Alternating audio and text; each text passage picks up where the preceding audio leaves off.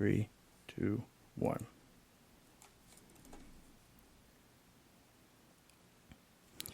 All right, welcome everybody to another week of the Cold Hard Truth on Sports. I'm your host, Matthew Long, joined here with my co-host, Kevin Crest. We have tonight is a special show. We're just on Spreaker.com, live on Spreaker.com, and over on Facebook Live. So thank you all for tuning in there. We will be getting into quite a bit tonight. A couple weeks ago, California rolled out a law, passed a law that would allow college athletes to get paid for their name, likeness, and image. And Monday, it was followed in suit in the state of Florida. And other states have introduced the idea of this as well. The NCAA has encouraged the state of Florida and their governor not to pass the law, not to sign it into law, which bears no effect on it. But they have some changes they need to make, and we're going to get into posing some of the questions and stuff tonight. Also, you're going to get our picks, our college football picks of the week. There are some pretty big games coming up. Everybody, basically at this point, is knee-deep in conference play, and these games matter much more than others because it's going to determine if their conference championship, and in some cases, if they are going to have any sort of postseason opportunity at all. Welcome in my co-host, Mr. Kevin Kress. How are you doing tonight, Kevin? I'm doing very well, very well. So had a good week. Had a good week of picks last week. 23-4. Not bad. Not bad. I just flushed mine down the toilet. I don't know. They were terrible again. Not as terrible as 2 weeks ago, but they were not remarkable. I did have them here. Well, I'm pretty much on the Arizona State bandwagon, and they went into Cal last week and pulled a big upset. So that was great. And there weren't as many upsets last week, and I didn't really pick very many upsets. So that worked. That worked for me last week. Of course, I picked Virginia Tech to beat Duke, and that was ugly. Worst loss Tech's had in a long time, I think. I also went on a limb and I had USC winning, had Washington State, and I missed those games. But pretty good week. Pretty good week all in all on the prognostication front. We'll see what happens this week. I did not pick Nebraska, Oklahoma, or because they didn't play, but Nebraska, Ohio State. I did not pick that game. I don't know why, because I was fearful what happened was going to happen. I'm sure that was 3 hours that you wish you had back in your life right there. For Husker fandom, just so you know, the next generation of Huskers fans, my son was grounded this weekend, so he couldn't watch the game. So I saved him from that horror by being grounded. So wait a second. The punishment was he didn't have to watch Nebraska get waxed by Ohio State. I think you should have extended the grounding for 3 more hours, because seriously, I mean, come on. In hindsight, probably. Did him a favor. He's gonna be bad all the time now if that's the reward that you get. Well, in all fairness, he was grounded from all football and TV, video games. Like, he was grounded. He did something pretty serious. I mean, what's next? For a 7-year-old. No Dolphins. What's next? No Dolphins football? I mean, come on. I mean, I might send him to a game. Yeah, you have to go to a Dolphins game. No, he's so elated. He doesn't even care. I mean, it's weird because, like, when you're very young and then when you get older, at those points, you just get to a point you don't care. Like, you'll just watch anything. He weirdly comes in and starts cheering for one team. I don't know how he picks the team. He just starts cheering for somebody. I think it's usually the team that's winning at the time. I don't even know if he can tell who's winning, to be honest with you. If he pays attention to the score at all or not. But he enjoys it. But he got grounded, so it was no football. So. All right. Well, next time, force him to watch the Dolphins. He might be better. He has to watch that train wreck of a franchise right now. I should have made him watch the Bengals. Oh my God. You know what? I did not even watch that game. Well, actually, I was still catching up last night from the weekend.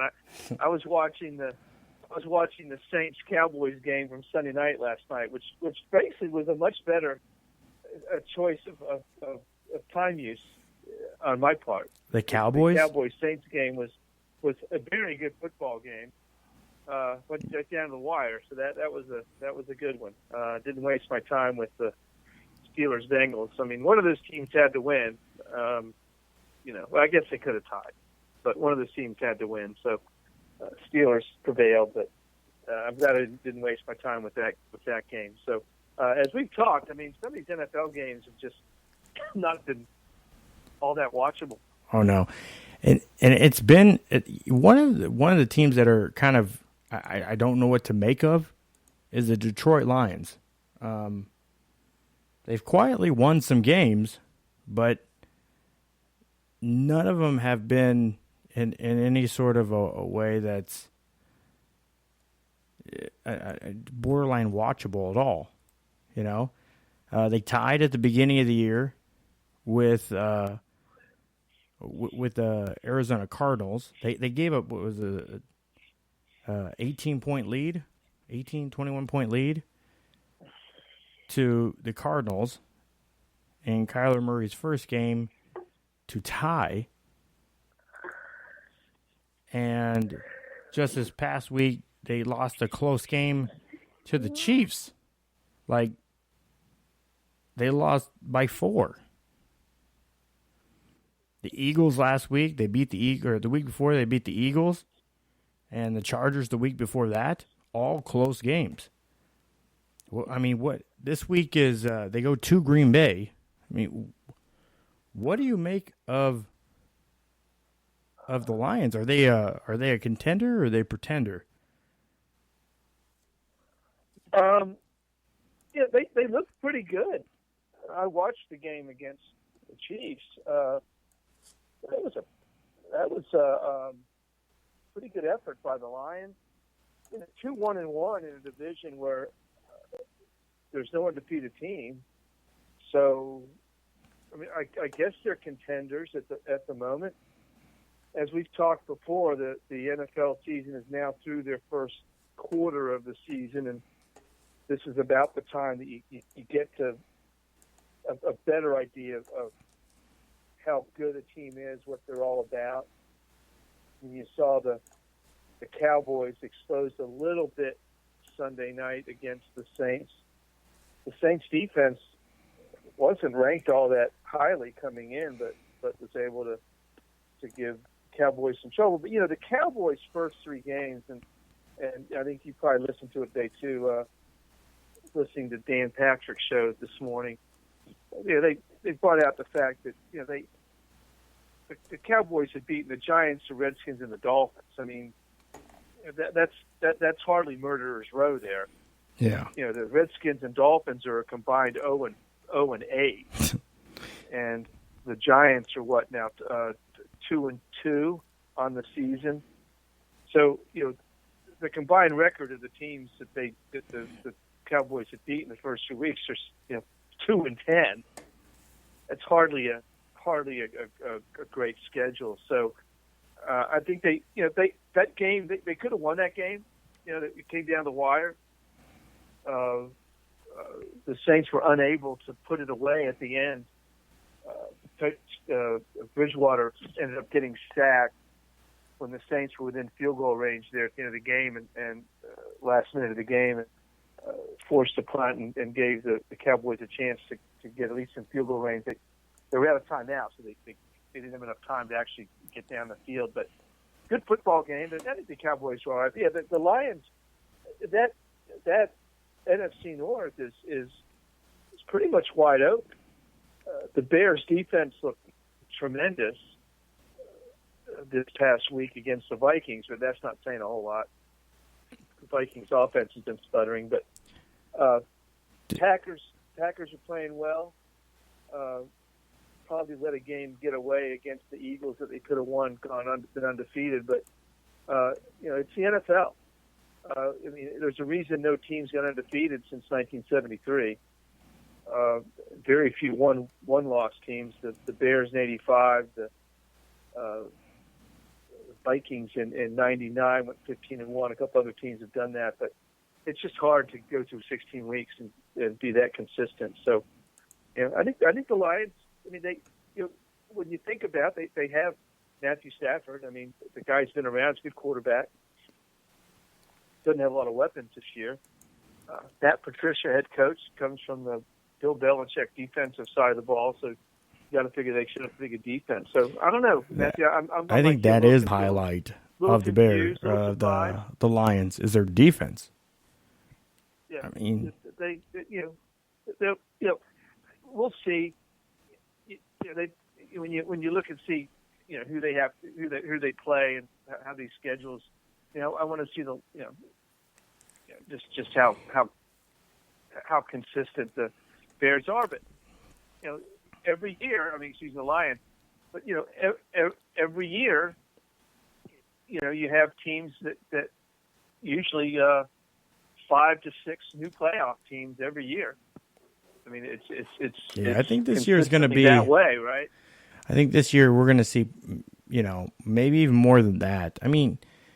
It's here the first quarter of the season is really tough to tell what you're going to get out of much out of teams.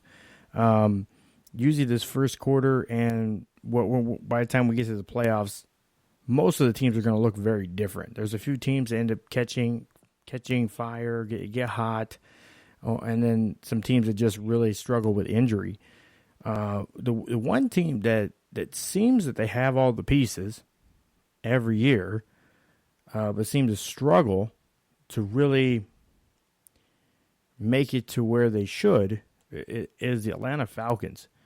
They're in a division that you'd think they'd be able to win outright, especially with Drew Brees out. The inconsistencies of Tampa and Jameis Winston, and then just Carolina, just not, inconsistent out of Cam Newton. He's hurt, but they have Allen in there and a kid from Houston, so he's playing pretty admirably, and but the Atlanta Falcons, they put up all these stats. A crazy number of stats. Matt Ryan went through for like almost 400 yards in the game and can't get touchdowns. Like, they just don't finish off drives. And for as well as they seem to move the ball, the ability to find the end zone just seems to escape them. And then on the other hand, they lose this week. This past week, they lost at home to the Tennessee Titans. And talk about a model of inconsistency. Similar to the Bears, they're playing good defense, or the Lions are playing good defense, and kind of and the Bears and the Lions maybe not even be that different because they're really strong defensive teams. Whereas the Tennessee Titans, they win week 1, 43-13. Week 2, they lose to the Colts with Jacoby Brissett in his first starting role forever.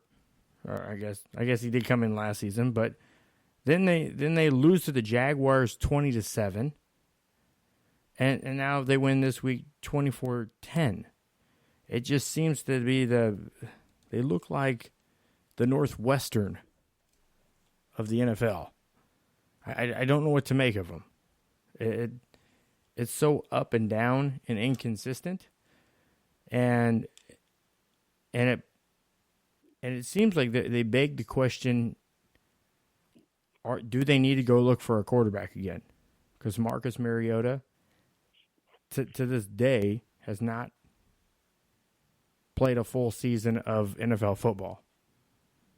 He hasn't. He's constantly injured. The only thing you can bet on is him being injured at some point this season. And usually whatever momentum they've built, it goes down the hole when they have to resort to their backup. So it's right now, and his backup's Ryan Tannehill. So I don't know what to make of that either. And it's funny to say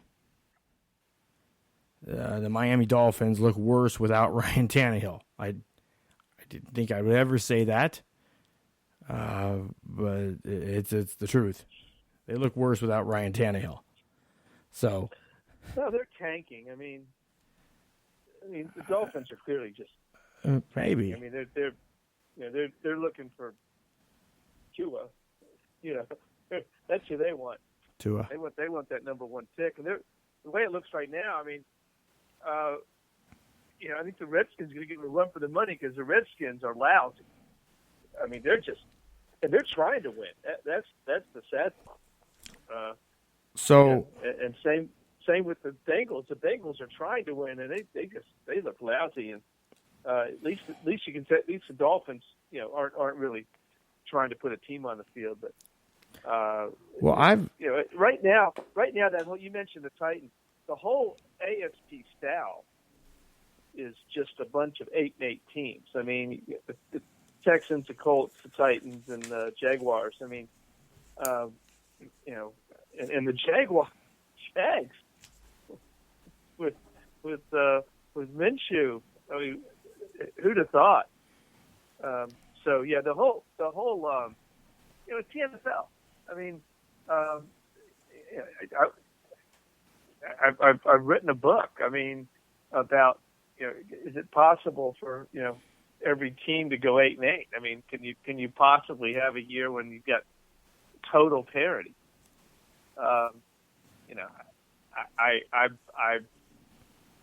You look at this season. Obviously, you've got some bad teams, but you don't have a lot of clearly really good teams. I mean, the Patriots 4-0, but they've beaten some bad teams, and they had a tough game against the Bills on Sunday. It's the AFC. The AFC really has the two solid teams that stick out, and in the Patriots and Chiefs, and then when you get to the NFC, is probably 7-8 teams. You could probably just go down the line and be like, they have a shot. I mean, the AFC South, every team is 2-2 right now. I mean, they're all the same record. In the NFC South, I mean, the Saints are 3-1, the Bucks and Panthers are 2-2, and the Falcons are 1-3. So you only get, you don't have a lot of separation there. So there's only 3 teams in the NFC that have a losing record at this point. Heading into Week 5, only 3 teams. Yeah. And one of those is really bad. That's the Redskins. The Cardinals are pretty bad too, I guess, but. So you got to figure that they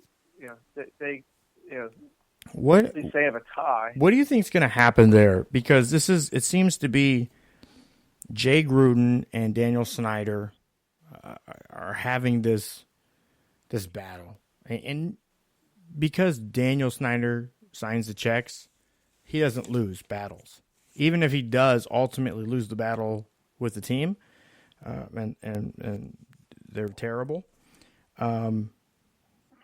he doesn't, in his mind, he doesn't lose the battle. And so my understanding from what I've heard, and there's a couple different sources that I've heard this from, that when the Redskins decided to pick Dwayne Haskins, Jay Gruden and a good portion of the coaching staff were against that pick. They didn't want that pick. Ryan Day and Urban Meyer were actually going back and forth, and they were struggling if they should even have started him that year at Ohio State, just because he was so green, just so raw. Obviously went on to throw 50-some touchdowns, which is great. But the debate and the reason Jay Gruden has been so non-committal about Dwayne Haskins going out and playing, is he going to be the starter, even with Case Keenum in a walking boot, and got Colt McCoy too, is because he's just so green and not ready. And we saw them kind of put them out there. Again, they were in a situation where at the point that Dwayne Haskins came into the game, that game was still winnable. But they did not put him in a situation that was good for him, and where he could in any way excel. And obviously we've seen the outcome, and they lost 24-3 to the Giants. So what do you make of this battle between Jay Gruden and the front office, or Daniel Snyder and Dwayne Haskins? Do you want me to speak as an NFL analyst? Do you want me to speak as a 50-plus year disgruntled Redskins fan? I can go either way with you here, Matthew. Well, start with Dr. Jekyll, then we'll go Mr. Hyde. Let me start with the analyst part, okay? All right. To be as objective as I can. Deep breath. The owner's always going to win that battle, right? Yeah. I mean, you've seen it time and time again. I think Jay Gruden's done as head coach. I mean, he hasn't. I mean, the last time something like this happened was under Mike Shanahan, and he got fired. Yeah. Gruden hasn't done anything with this team, and the record speaks for itself. One playoff game, no wins. You got to win in the NFL, and you can make a lot of excuses, a lot of reasons, a lot of cases. I mean, the front office is screwed up. Daniel Snyder's, if not the worst, he's near the bottom. He's near the bottom of NFL owners. He's meddlesome. He doesn't know the game. He doesn't know what he's doing. He bought the team. They haven't been successful since he bought him. He's been through a myriad of head coaches, and he's a bad owner. It's a bad situation. I think Gruden's done after this year. If I was Gruden, I'd resign. And I'd be like, you guys can't give me a team to put on the field. They've signed. The front office has signed mega deals. The guys didn't work out. I mean, I think they're still saddled with salary cap issues from years ago. Okay, Trent Williams is sitting out because of issues with the medical staff. I mean, you've got a right tackle who's one of the best in the league, and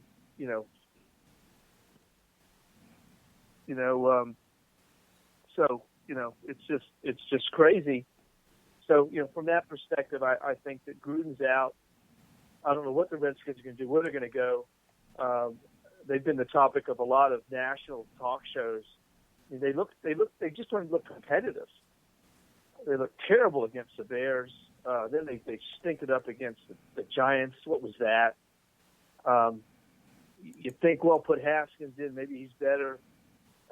Maybe Colt McCoy can get healthy and give him some help at quarterback. Case Keenum was so ineffective all season long. It's a disaster from a franchise perspective. As a fan, I'm disgusted. I'm still a fan.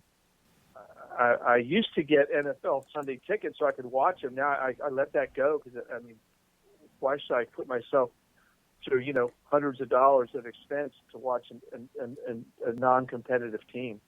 I mean, why am I doing that? So, I found out not this past week, the week before last when they played the Chicago Bears that Vernon Davis is still in the league. I thought he had retired, and then he was gonna hurdle Prince Amukamara, and then didn't. But I was like, I guess Vernon Davis is. I guess he's not retired. I thought he retired. But that's what I learned about the Redskins. They signed him, and they have a whole plethora of. I mean, you look at the roster. They have a roster that, outside the quarterback position should be competitive. Well, let me ask you this: you've got a game you can win in the first game of the season against the Eagles. I mean, true. The Eagles have 2 years ago in the Super Bowl, but it's a first game of the season. You can always come out hot and sometimes steal a win. He sits a healthy Adrian Peterson at running back. Why do you do that? I don't know. And then they jumped out to a 17-0 lead against the Eagles. Peterson's not even active. That's when you decide, well, you're up 17-0. Why not get the running game going and burn the clock? Yeah, milk the clock. Instead, Keenan throws the ball all over the yard and throws interceptions and fumbles, and it's just I kind of agree with you that the roster's decent, but it's not very deep. And in the NFL, you get a couple injuries, and that was the problem last year. They were actually pretty good last year. Injury bug. I hear a lot of people say that they have their offensive line is terrible. I'm looking at their offensive line. I mean, Donald Penn, he's a solid guy. They have Brandon Sheriff, he's good. But like you said, they're probably their best offensive lineman is sitting. So I mean, they have a decent offensive. It's not terrible. Not a terrible offensive line. Morgan Moses is a decent backup. I don't know their center well. So many turnovers, mistakes. I mean, it's not a well-coached team. I mean, you look at the team, you look at the performance, and they're just, it's just not working. And as an owner, Daniel Snyder's probably going to fire Jay Gruden, and probably rightfully so. Yeah. But but when are they going to be any good? They haven't contended. They had the good year with RG3, and then he got injured, and that was a bad decision by Shanahan to put him back then. So, Daniel Snyder does not make good decisions as an owner, and the proof's in the pudding. 20 some years and nothing. I think 2 playoff wins in 20 some years, something like that. But I mean, Shanahan really was the last good coach that was there. I mean, Steve Spurrier, and no disrespect to Steve Spurrier, but he, I don't know. I felt that was more like a fan hire than a legitimate NFL coach hire. Actually, Spurrier's teams were pretty good. They performed pretty well until Spurrier decided, I don't want this anymore. And part of the reason was Snyder. Well, of course. Part of the reason is that trying to deal with an owner that doesn't let you. And Spurrier got frustrated because in college, the coach does everything, right? He recruit, they Yeah. recruit. It's like what did Bill Parcells, old line for Bill Parcells? If I'm going to do the cooking, I want to do the grocery shopping. Yeah, if you want me to cook the meal, then I need to buy the ingredients. Yeah. So that kind of idea, and in college, they do have all that control, And so Spurrier said, "Oh, I'm going back to college. Went back to South Carolina, and did okay, but so I think that's part of it, and heck, until recently, Snyder didn't even have a GM. I mean, he was kind of he and Jerry Jones, but Snyder didn't have a football guy in there for a long time, and you got to have football guys. I mean, listen, the model is what Robert Kraft does up in New England. He's the face of the franchise as an owner, but for the most part, he doesn't. From what I understand, anyway, doesn't really get that involved in all the football stuff. Just Belichick take care of that. And well, talking about proof in the pudding. And that's the thing is they have very competent. Like when they say that the New England Patriots do everything great, and I'm going to put this very bluntly, the best media guide. If there's ever a media guide you want a hold of, you want to get a hold of the New England Patriots media guide. It is the best put together media guide I have ever seen, and it has everything in it. It's literally an encyclopedia. Like there's no leaf that hasn't been overturned in their media guide. And it's the same process they take to the field.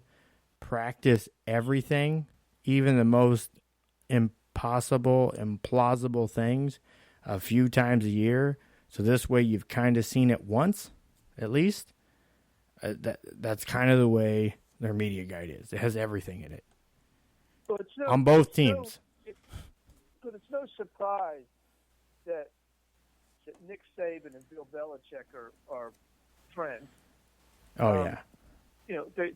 They both run their programs basically, dot every I and cross every T. I mean, you watch their teams play, and I watch conservatively. I watch between 10 and 14 college games in their entirety every week, and you watch these programs, and you look at teams shoot themselves in the foot with mistakes and silly turnovers, and it goes down to this.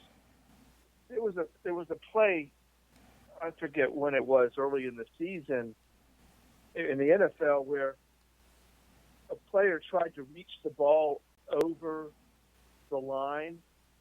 In fact, this happened to Case Keenum last week with the Redskins. And it wasn't even the goal line. It was the first down line. He went brain dead. But Bill Belichick tells his players not to do that, because what happens if you extend the ball out and you fumble it through the end zone, it's a touchback. You give the other team the ball. It's basically a turnover, right?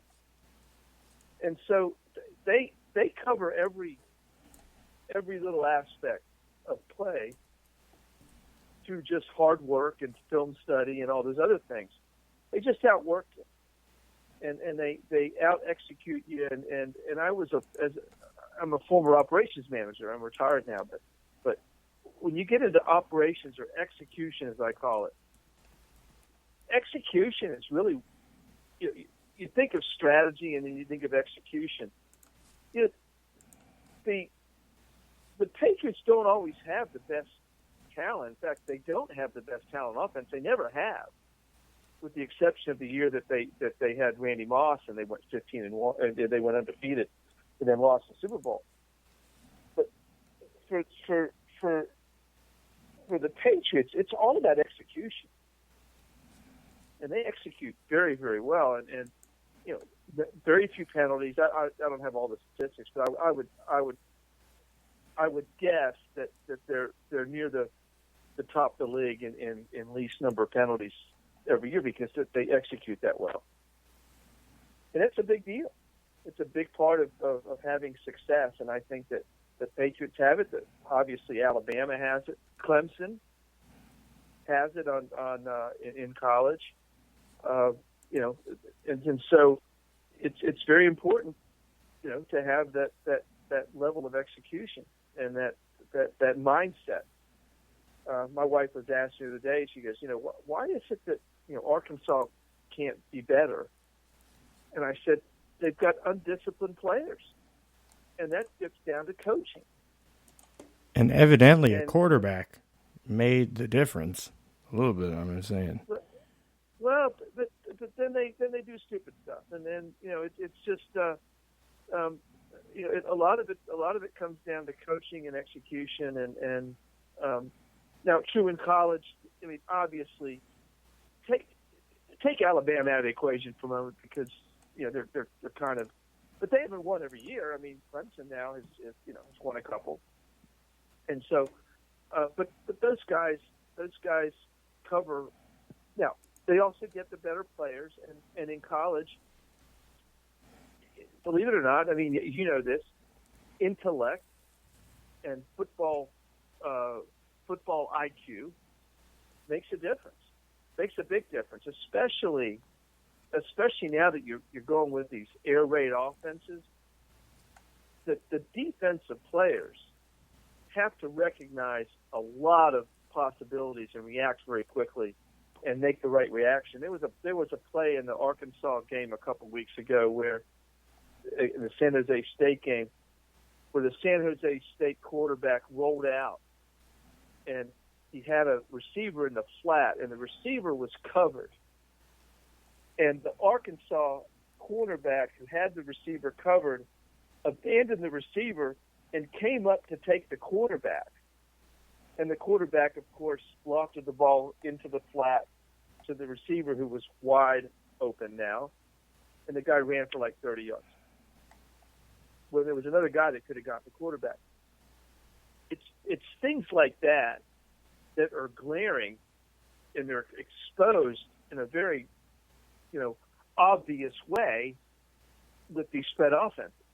Because, you've got guys like on an island. They're all of them are on an island out there. Yeah. They make a bad decision, and it's just magnified because the whole field is wide open. And so there's all this room to run and all this open space. But that's just an example of my wife was like, wow, why do you do that? And I said, because Arkansas can't go out and get the guys that can play that position because they don't have as much to offer. The top cornerbacks or the top defensive backs in the state of Arkansas don't go to the University of Arkansas. They go to LSU or they go to Alabama or they go elsewhere. They don't stay. Arkansas doesn't have enough to offer them to get them to come. And so you look at guys at LSU, and I'm at the SEC right now, but the guys at LSU and Alabama and Georgia, they get smart players. They get smarter players. And they're in high school, athletic ability is what counts. Because the good athletes can make mistakes mentally and still overcome it with their athletic ability. You get to college, doesn't work as much, and then you go from college to the pros, and it's magnified again. And so, you look at things like that, and I think that the Patriots just have a level of excellence in coaching that right now is and they hold their players to a very high standard. And they also do a lot of other things that I think are very, very good. They don't overpay. If a guy's getting to the point where he has to be paid, they let him go. Tom Brady is not. I don't think he's among the top 10 highest paid quarterbacks. He is. Well, just this year. Yeah. I think he went to $23 million. 5th or 6th. He's still $10 million below the highest paid quarterback. Yeah, he's never been the top paid players, right? Yeah, And but so, again, that's because it run again that, and people keep saying, "Oh, his wife really has no bearing on what his NFL contracts are." I know people want to say Giselle makes all this money, so no, it really has no bearing on it at all. but because Brady knows, He wants to win. He's a consummate team player. He knows that by taking less, he's going to get more because he's going to win. He's got 6 rings, right? I mean, come on. And if he took $10 million more a year, they probably wouldn't have all those rings because that money can get spread around. Yeah. Well, if we take an example of what happens to a team when you overpay for a running back and you pay a lot for your quarterback, like, for example, with the Rams, they had to trade 2 of their offensive linemen away that made those 2 guys successful in order to pay them.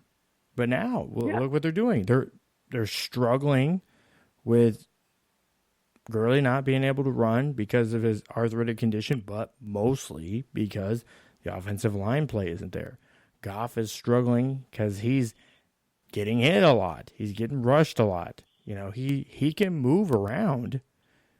He's a more athletic Matt Ryan, but nonetheless, he's a pocket passer. That's what he does. He's big, tall, long. He wants to stay in the pocket and just toss it all over the yard. That's what Jared Goff does. And if you don't have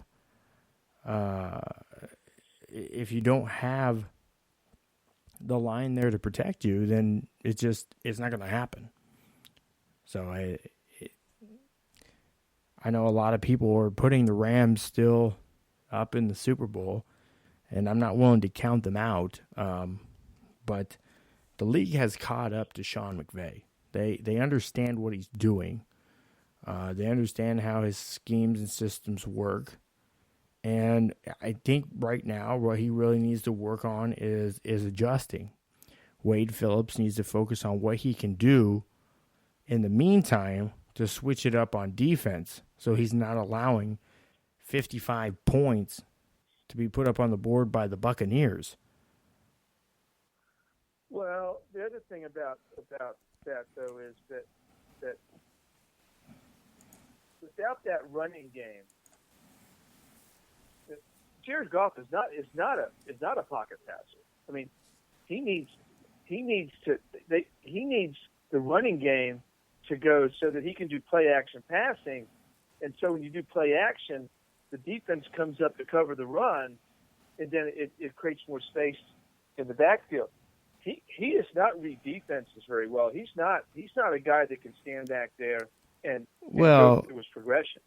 He's not a progression passer, and so. No, he's a timing passer. Listen. The Patriots figured it out. They took the running game away in the Super Bowl, and look what happened. They scored 3 points. It happened. It's happened this year. I mean, so I don't know that you say they figured it out. They figured Sean McVay out. I think is if you commit to stopping the run, you make Jared Goff beat you in a more traditional way, and I'm not sure he can do that yet. So, it's all a chess game. I mean, you give McVay a couple of weeks, maybe he'll come up with something different because obviously, they scored 40 points and lost the game. I mean, they still scored 40 points. Yeah, that wasn't on Jared Goff. No, I'm just saying. Giving up 55 points. Now, I don't know how many. I think there was a defensive touchdown or 2 in there too, but.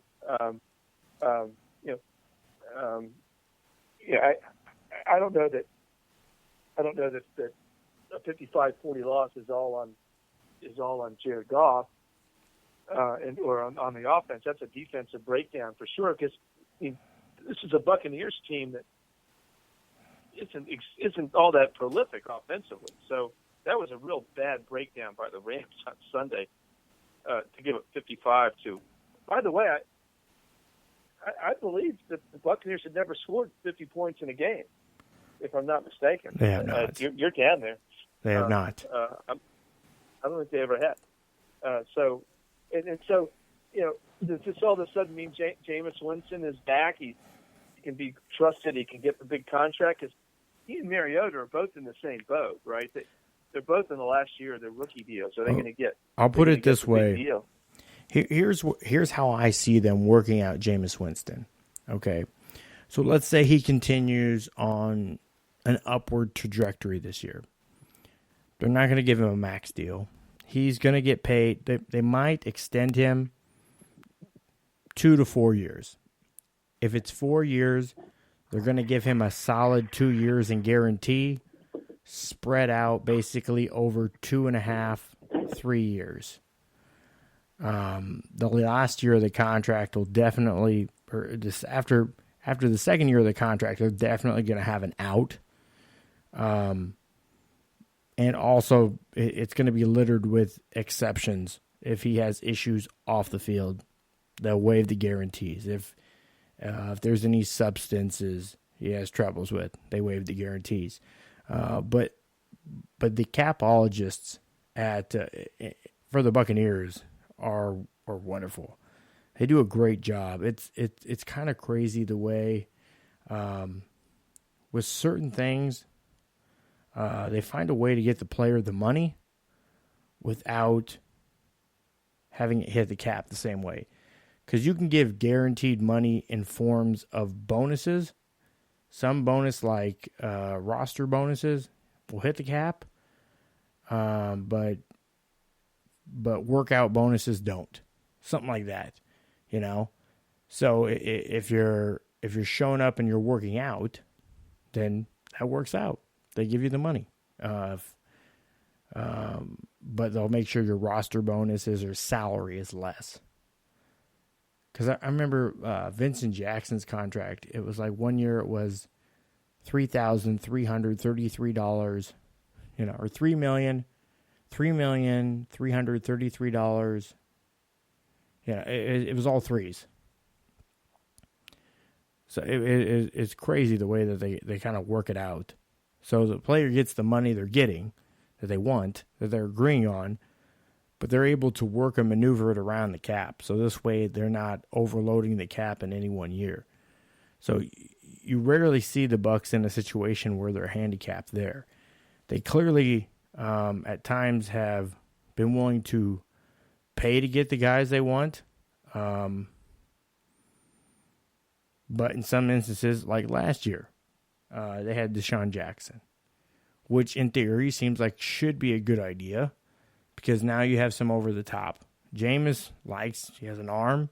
He's just not very accurate down the field with it. So it didn't work out. And that's something I kind of said that wasn't going to work out to begin with, but it didn't work out. So Tampa right now, what they're leaning really hard on is trying to get this defense to hold stout against the run, and then also forcing or creating turnovers. Bennett, the rookie, done a great job. I think he's one of the top 5 in the league in sacks. So just having a tremendous start to his career, which will probably taper off at some point. They always do. So even Julius Peppers came to a point to where, guys start to figure him out. They figure out ways to pass him off, slow him down, chipping him, it'll get to that point. The thing is that he has a benefactor of is, Ndamukong Suh's right there. So they can't really push double teams off on him. And it's tough to chip because Suh's taking up a double team on every play. Then you have Vita Vea. He's also taking up double teams. So if you have 4 guys blocking 2 guys, that means your defensive ends pretty much have free reign to get to the quarterback. And you only have 1 running back usually to chip, and that's a chip and go. So this is part of where the defense for the Buccaneers have had some success this season. So really what rides on them winning or losing, most part, is Jameis's consistency. If he can be consistent and not make poor decisions, and he even started towards this trend to give that game back to the Rams. He threw an interception there late, giving them an opportunity. But a strip sack, fumble recovery for a touchdown by Sue. Levante David had an interception. Who else? There's 3 interceptions in the game and a fumble recovery for a touchdown. So that makes a big difference right there. And that's ultimately what they're looking for out of the defense, to be a big benefactor. But then Jameis just making sure that he's consistent with his play. Because at the same time, the Bucs defense, as well as they played, as many points as they scored, they gave up 40. You can't deny that Bucs gave up 40 points and over 400 yards of passing. I mean, pat yourself on the back for the scoring, but you gave up a lot of yards and a lot of points, So it really took Jameis literally having the game of his career to do that. And they're not all that talented at the running back position, but they're doing a good job up front with blocking, and those guys are really playing over their skis, which is working for now. So I'm going to continue to watch where they are. They're doing better than I had expected. So maybe it's Bruce Arians. Maybe he's that ultimately the guy that's making it all happen.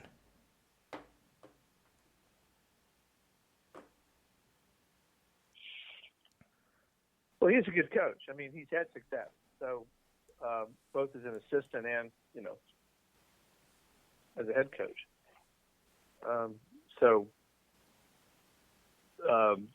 Maybe it's a good addition for the Bucs. Shall we talk about the pay-for-play legislation from California before we run out of time here tonight? Oh, yeah, absolutely. So I teased a little bit at the beginning of the show. Florida introduced a bill. There was an original bill. It was HB 251. It's in the process of revision. It is not a bill right now.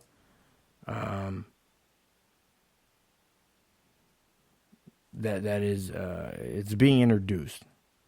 So you have to look at the original filing if you go to look at it. I'll put it up on. But California has a bill that's been signed into law. It's been signed into law. Yes, the governor has signed it into law, despite the NCAA urging them not to. Now, the big thing behind the NCAA, and again, there's a lot of history there.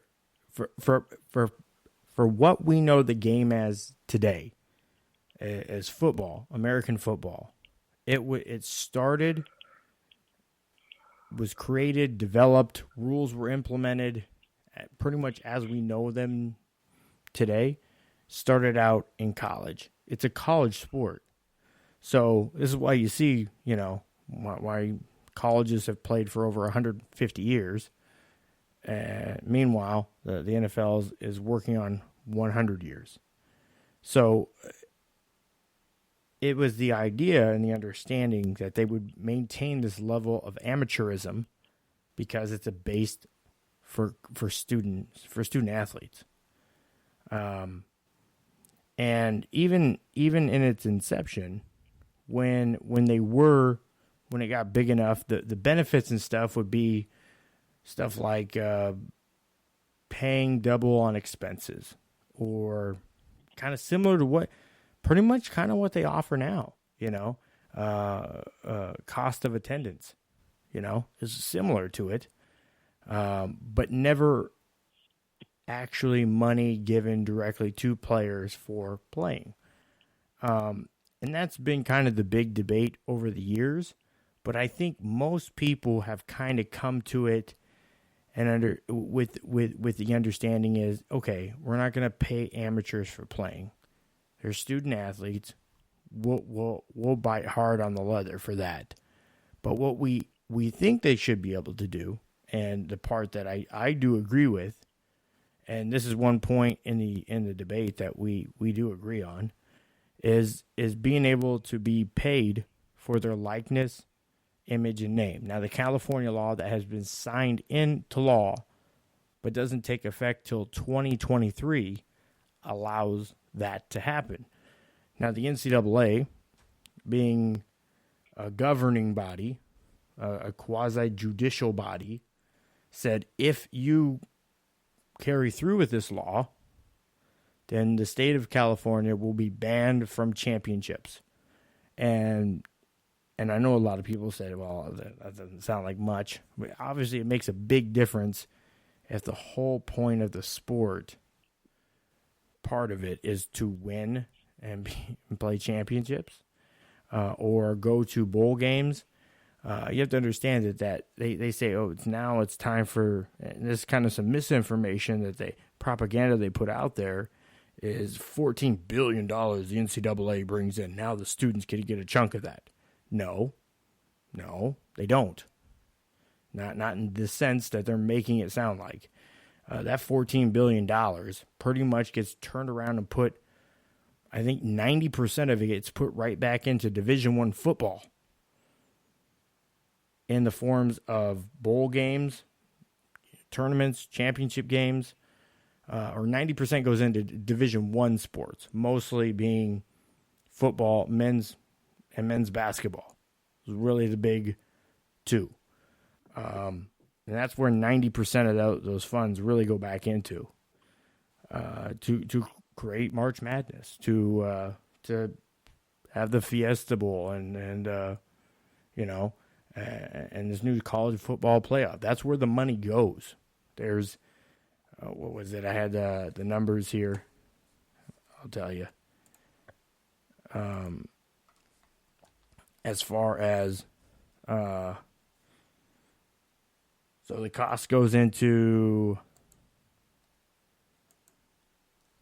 85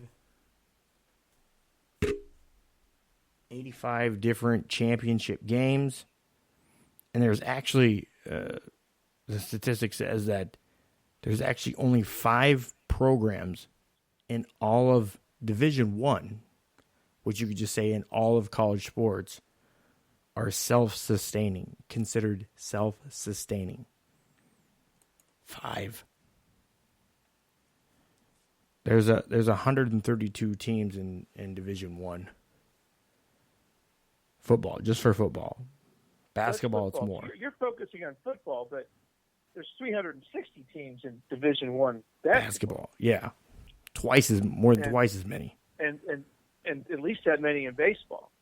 Yeah. So there's 300 and some programs in Division I, in some sport. Yes. Or multiple sports. And so, I think the focus on football is a little bit. I mean, this covers all sports. Yes. The California law anyway covers all sports, and all public and private universities in the state. Now, a couple of questions we talked about. You and I talked earlier today, and so one question that I think is interesting, and I know you have a number of them too, is at what point would a program or at least a team not be eligible for a championship? In other words, if a school in California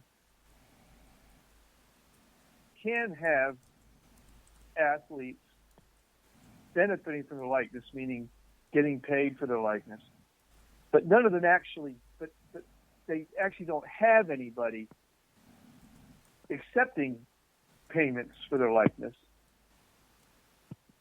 does that mean that they would still be eligible under NCAA rules for competition in NCAA tournaments, whatever sport it is? In other words, if I'm Pepperdine and nobody on my volleyball team is accepting payments, then they haven't violated any NCAA rule, which means theoretically then Pepperdine should be eligible for the volleyball tournament, right? Yeah, in theory, yeah, that sounds right. That the legislation, that the ability of for them to do it under the law shouldn't preclude them from competition if they're not actually doing what's allowed under the law, right?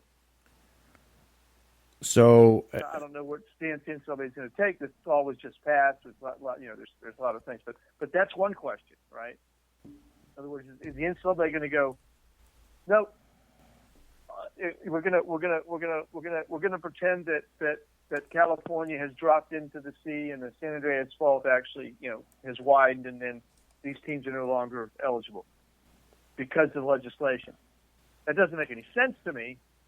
But then again, the NCAA does a lot of things that don't make any sense to me, and to others. So essentially, I could reframe what you're saying in another way.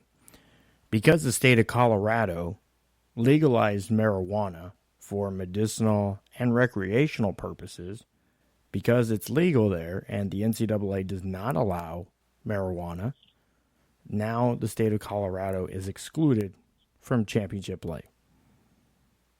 I mean, would it be saying the same thing? Yeah, it's similar. Yeah, it's similar in nature. Yes, exactly. But the fact is that unless somebody actually tests positive for marijuana, then they shouldn't be. Because there's a lot of things that are legal that are not allowed in like performance. There's a lot of performance enhancing drugs that are legal. Yeah. Like you and I can take a lot of the performance enhancing drugs that are not allowed. Yeah. Under like the Olympics or NCAA or like right? 5 Hour or Energy NFL. is not. That's not legal. There's a bunch of them. Like there's ingredients in Benadryl, right? That if I took 2 or 3 of them before competition and got a blood test afterwards, I would test positive, and I would be deemed ineligible for competition. So just because something's legal doesn't mean that the NCAA or even the IOC or whoever is going to allow it for competitive reasons. And this is the same. This is the same thing, right? Just because it's legal doesn't mean the NCAA has to accept it in practice under their rules. They don't. Yeah. I mean, the precedent's there, right? Now, it is. In this case, it's like, it's not. It wasn't illegal, specifically illegal for certain things. So by nature of not being illegal, then it's legal. In this case, the law is specifically stating something is legal, right? It's a little bit different way of legislating, right? Usually you legislate something as illegal. This is legislating something as legal. Or it is allowed. Or what right? they or in an event that right. you prevent somebody from obtaining something that is legal, Right, because kind of like in essence housing. Paying someone for it's kind of a weird legislation, right? Because it always has been legal. Yeah. Right. I mean, if the pros accept and it's legal to accept it. It just means you're no longer an amateur. You can't play for the NCAA. Well, no. Okay. Let's put it this way. Right. And so what the legislation is saying is it is currently legal in all aspects of legality to accept payment to play or to choose a school or for any job or any reason. as long as it's not, specified in the law as an illegal act, then yes, it is legal. And right now, under NCAA rules, current NCAA rules, student athletes can work and earn money doing a plethora of things. What they cannot make money doing is selling their image, likeness, or their name. So if they use their name, their image, or their likeness to sell or promote or in some way benefit whatever business, service, or product that they have, then they would be ruled ineligible. Right, but that's NCAA rule. Yes. That's not a law. That's a rule. Right? Yes. Now, so what this law is actually trying to do is to correct me if I'm wrong. I haven't heard anybody say it like this, but what the law is actually trying to do is to make, I guess I tried to come up with a better word, is to make the NCAA change their rules. And the NCAA is going, no, not going to do it. You can pass any law you want, but our rules are still our rules. That's the approach that they took towards the state of California. But now that the state of Florida has, and the thing, state of California, literally, I think the state of California did it in the best way, because they said it's not going to take effect till 2023. So NCAA, we're going to give you some time to figure your stuff out. Florida, in a very Florida-like fashion, decided, nah, we'll make it happen in 2020. We're not going to wait that long, because they want to get an edge on recruiting and not letting their players be left out in the cold. They don't want to be the last one to the table. They're willing to take the first punch on this and standing, because a lot of recruits and stuff come from the state of Florida, and they want to keep them here if they can. So, and that's the thing is the crazy thing about this, and whenever we bring up this topic, we, really what we want to accomplish here tonight is kind of ask some of the questions. Like, first of all, why is it necessary for states to even get involved or trying to push for student athlete unions? Why is it even necessary to say, hey, these student athletes should be allowed to sell their likeness, image, and name the same way that, like you use band student that's on scholarship can, go play a concert or be a part of the, the local orchestra or whatever they want and earn a living doing that. But as a student athlete, it's prohibited. So I totally agree, and I understand that. The question here is,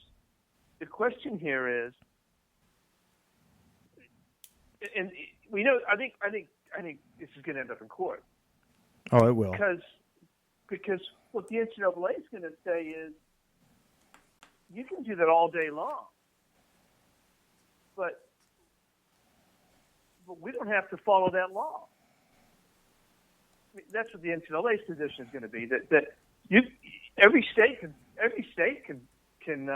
But if they're a member of the NCAA, then they are, by definition, signing on to follow the rules of the NCAA. And the universities are the NCAA. If the universities themselves had wanted to change these rules, they could through the NCAA, because they are the NCAA.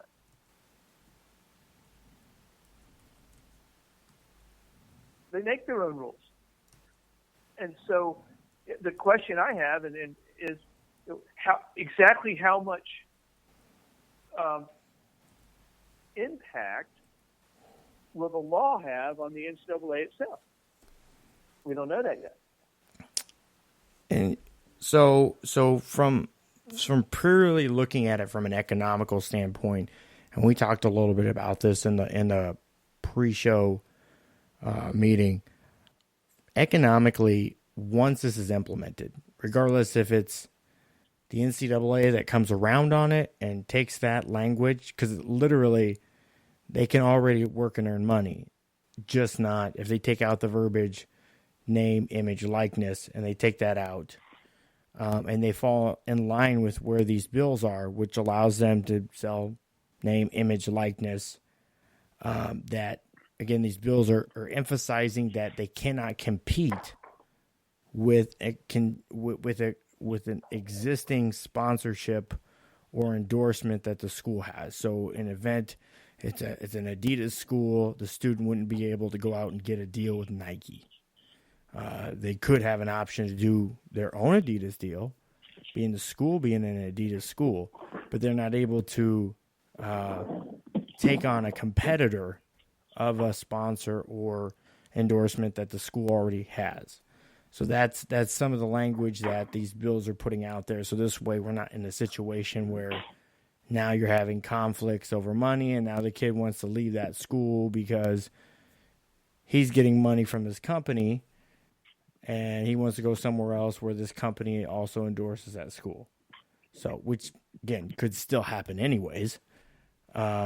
Essentially what they're trying to bring, I think a lot want to bring this to the forefront, not only because this is really the most capitalistic way to look at it and gives them a right to find out what their value is, but overall, what will happen, like I was saying, economically, the market for it's going to grow because once it's enacted, these schools and programs already have existing contracts with these companies.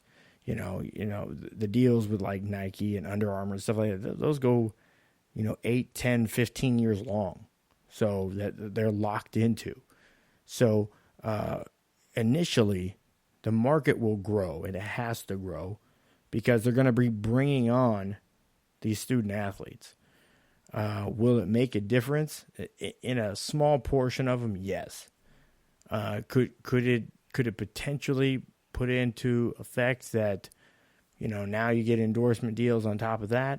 Yeah, on top of the scholarship, yes. I think that the allowing income for players for name, likeness, and image, and bringing money into the program for the students that's not part of the money that is actually the program is the best way to do it, because the market will consider what their value is or not. Because that's the thing is, like, if you look at, like, for example, influencers on social media, like it had gotten up to a point of the peak of that inverted U curve of how effective is it to pay influencers in order to get your product out there and get it known, or get retweets, and using social media to market. How much is the influencer working? And because it seems like everybody decided that I want to be an influencer, a lot of companies have backed off of using influencers because they haven't seen the necessary return on it. So that's what's a lot of that's going to happen. So the student athletes will, in a sense, end up being the new influencers. But over time, they won't get as much, and the schools won't get as much either, because they know the market will figure out that there's cheaper ways to pick and microeconomically pick out who is going to best suit them or best represent their brand, and they can pick those 15, 20 athletes in all of college football, because you can't go too much over that. Even though there's 100 some kids per team, if you're going much over 20, now it's just everybody. But the businesses will figure that out. The marketers will figure that out. But initially, it's going to open the market up, because now you have access to a 19, 20, 21-year-old kid that's playing college football. And that's a lot more affordable to pay them than to pay a massive university that brings in, hundreds of thousands or millions of dollars a year in revenue. So they'll pick and choose where they can best spend their dollars, and then that market will, and in some areas will shrink, and it'll even itself out. But again, I keep going back to football because by far football is the most popular sport in North America. By far. The sports industry is roughly a $73 billion a year, $73.6 billion a year industry in North America. And about a third of that is football. And I'm just saying football in the sense of NFL and college football. The next two most popular leagues would be the CFL and AFL. And I'm telling you right now, the CFL roughly brings in revenue somewhere in between the top 17 Division I college football programs. So that's, I think, number 17 was Clemson, and with about 18 million, and number 1 was Texas at 26 million. So that's roughly what the CFL is. It brings in about as much money as a top tier college football program. So it's not a ton of money overall when you look at it. So what I want to know, again, because the Florida law wants to enact it so quickly, and I think there, in my opinion, again, because this is something I think should happen. They should be paid for or have the option at least to be paid for their likeness, name, and image. Is once are we going to really give the NCAA time to do this? Because if you give the NCAA time to do this, it might get done. How long will they wait? I don't know. Obviously, it's taking it to the point to where these schools have they've literally had to enact laws to push the NCAA to take action. How far they go with that action, I don't know, but let's see. But once you implement it, is it going to be the NCAA that's going to oversee this?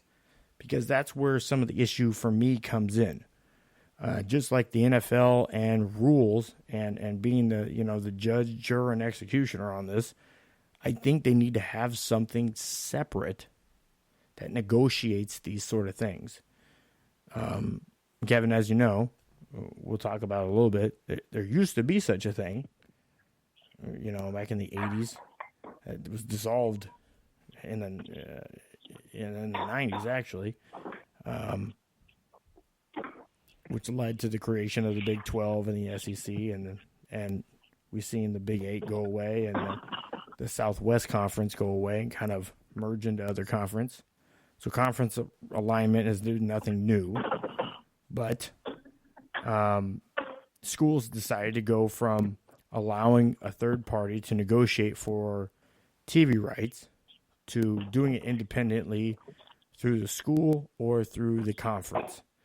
It was the conference, and then Notre Dame and Texas decided that they would do their own things.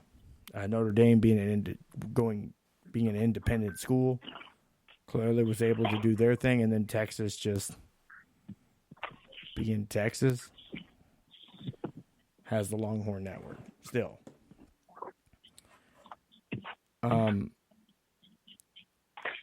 So Kevin, what do you think that it looks like? If regardless if it's the law or the NCAA that helps make this happen, what do you think it looks like and kind of some sort of in a structural component of it? I think, well, it's complicated, right? Because this legislation covers all schools and all sports and all levels, right? Yes. And of course, we're talking about the California legislation. Each state can do something a little differently. What would be nice is if the states got together, the NCAA, and came up with something that was uniform among all. But that's a pipe dream.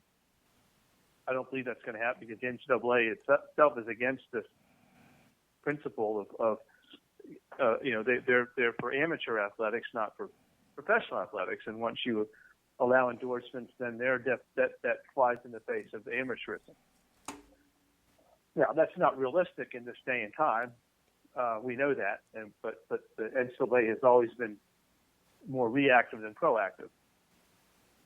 I believe that the high-level, high-dollar revenue producing athletic universities are going to split off into their own entity that will be separate from the NCAA,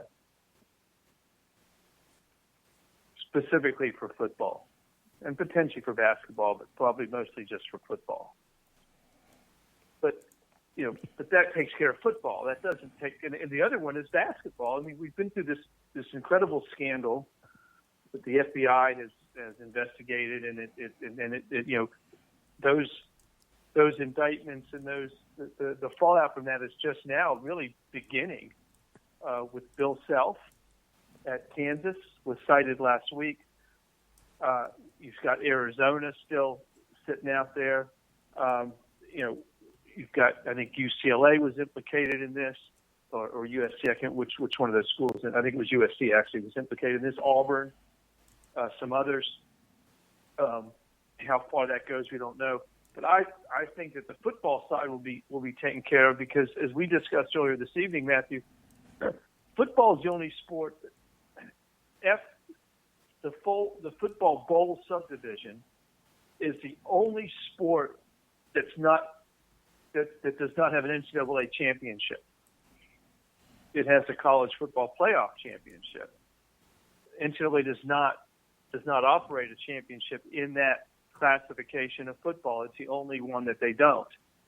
And so I think those schools, at least for football, will split away, and they'll make their own rules, and they will be outside the purview of the NCAA. That's what I believe, that eventually this will happen.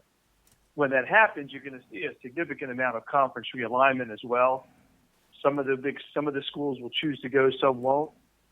Teams, as we've discussed, like UCF, Houston, that are in the group of five now, Cincinnati, some others, may or may not end up in that 60 to 70 team, right, group of schools, and you may see some schools drop out. You may see a Rutgers, for instance, go, I'm not playing. Right? I mean, we could see that, right? Say, okay, do you want in or do you want out? And so that takes care of football.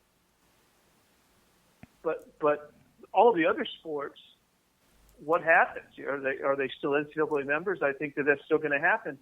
But I also believe another thing. I also believe that from a compliance and rules standpoint, that I believe that will be taken away from the NCAA and put into another organization, and the NCAA will do what their real job is, and that is to conduct championships in all these sports. And they'll be told by a compliance group that says this school is eligible or not eligible. And the NCAA get fine. They're not eligible. They're not in. You're telling me I'm not deciding that myself. And that takes away some of the conflict of interest within the NCAA themselves. I think the NCAA has a problem, is that they don't want to say that Kentucky's not eligible. They don't want to say that Kansas is on probation. They don't want to say that Duke or UNC is violating the rules because guess what? That's their cash cow. The money flows to the NCAA through the NCAA tournament through the CBS contract for March Madness. So the NCAA has a conflict. It's conflicted because they're trying to be, judge and jury. It's kind of like Tim Finchem in the NFL. Not Tim Finchem, Roger Goodell in the NFL. But the NFL is different because the NFL is a club. Roger Goodell works for the owners. NCAA is supposed to work for the universities, but it doesn't. So there almost needs to be an independent group that outside of the dues paying the NCAA that determines eligibility based on certain criteria. And I think that's where we're headed as well. So that you get the football schools. And listen, the football schools may decide we don't care if boosters pay athletes.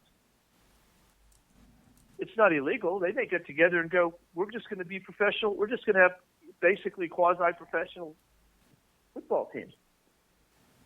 I don't know. Maybe they will, maybe they won't. We'll see what happens. But I think that's definitely on the horizon. And so I think that's on the horizon. So that takes care of football. The other sports, I think you're going to see the NCAA get split into either two different units, a compliance unit and a championship unit, or you have a different organization come in all together. Yeah, that's my prediction. I think that all this legislation will end up prompting that. It won't necessarily change all the legislation, but I think it will be reacting to that, and so that you'll end up in 2 or 3 years with a situation where it would be allowed. Yeah. At least under football, and then the other sports. I mean, you're basically talking football and basketball. I mean, yes, it covers all sports, and there will be some situations where, if you're from Nebraska, they have one of the top women's volleyball teams, right? Year in and year out. Top 4 year in, year out, right? Yep. Well, locally, I wouldn't know anybody on that team, but in Nebraska, I'm sure that the top 2 or 3 female or women's volleyball players are very well noticed in the Lincoln area, and they may very well be able to get some cash for their likeness on billboards and promoting the programs or whatever, right? Yeah. Showing up at a car dealership or endorsing local restaurants or anything like that, right? Yeah. Now I think that the California bill, and I haven't read it. It's 2000. I believe that there's a minimum threshold of revenue, sports marketing revenue for the companies that can provide the payment to the athletes. In other words, they have to be big companies. I think it's 10 million or above, something like that.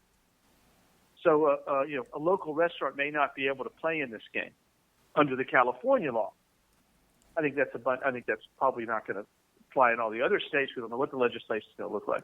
But primarily, I use that example only because primarily this particular aspect of payment for endorsement of products, which is really what we're talking about for the most part, is really football and basketball.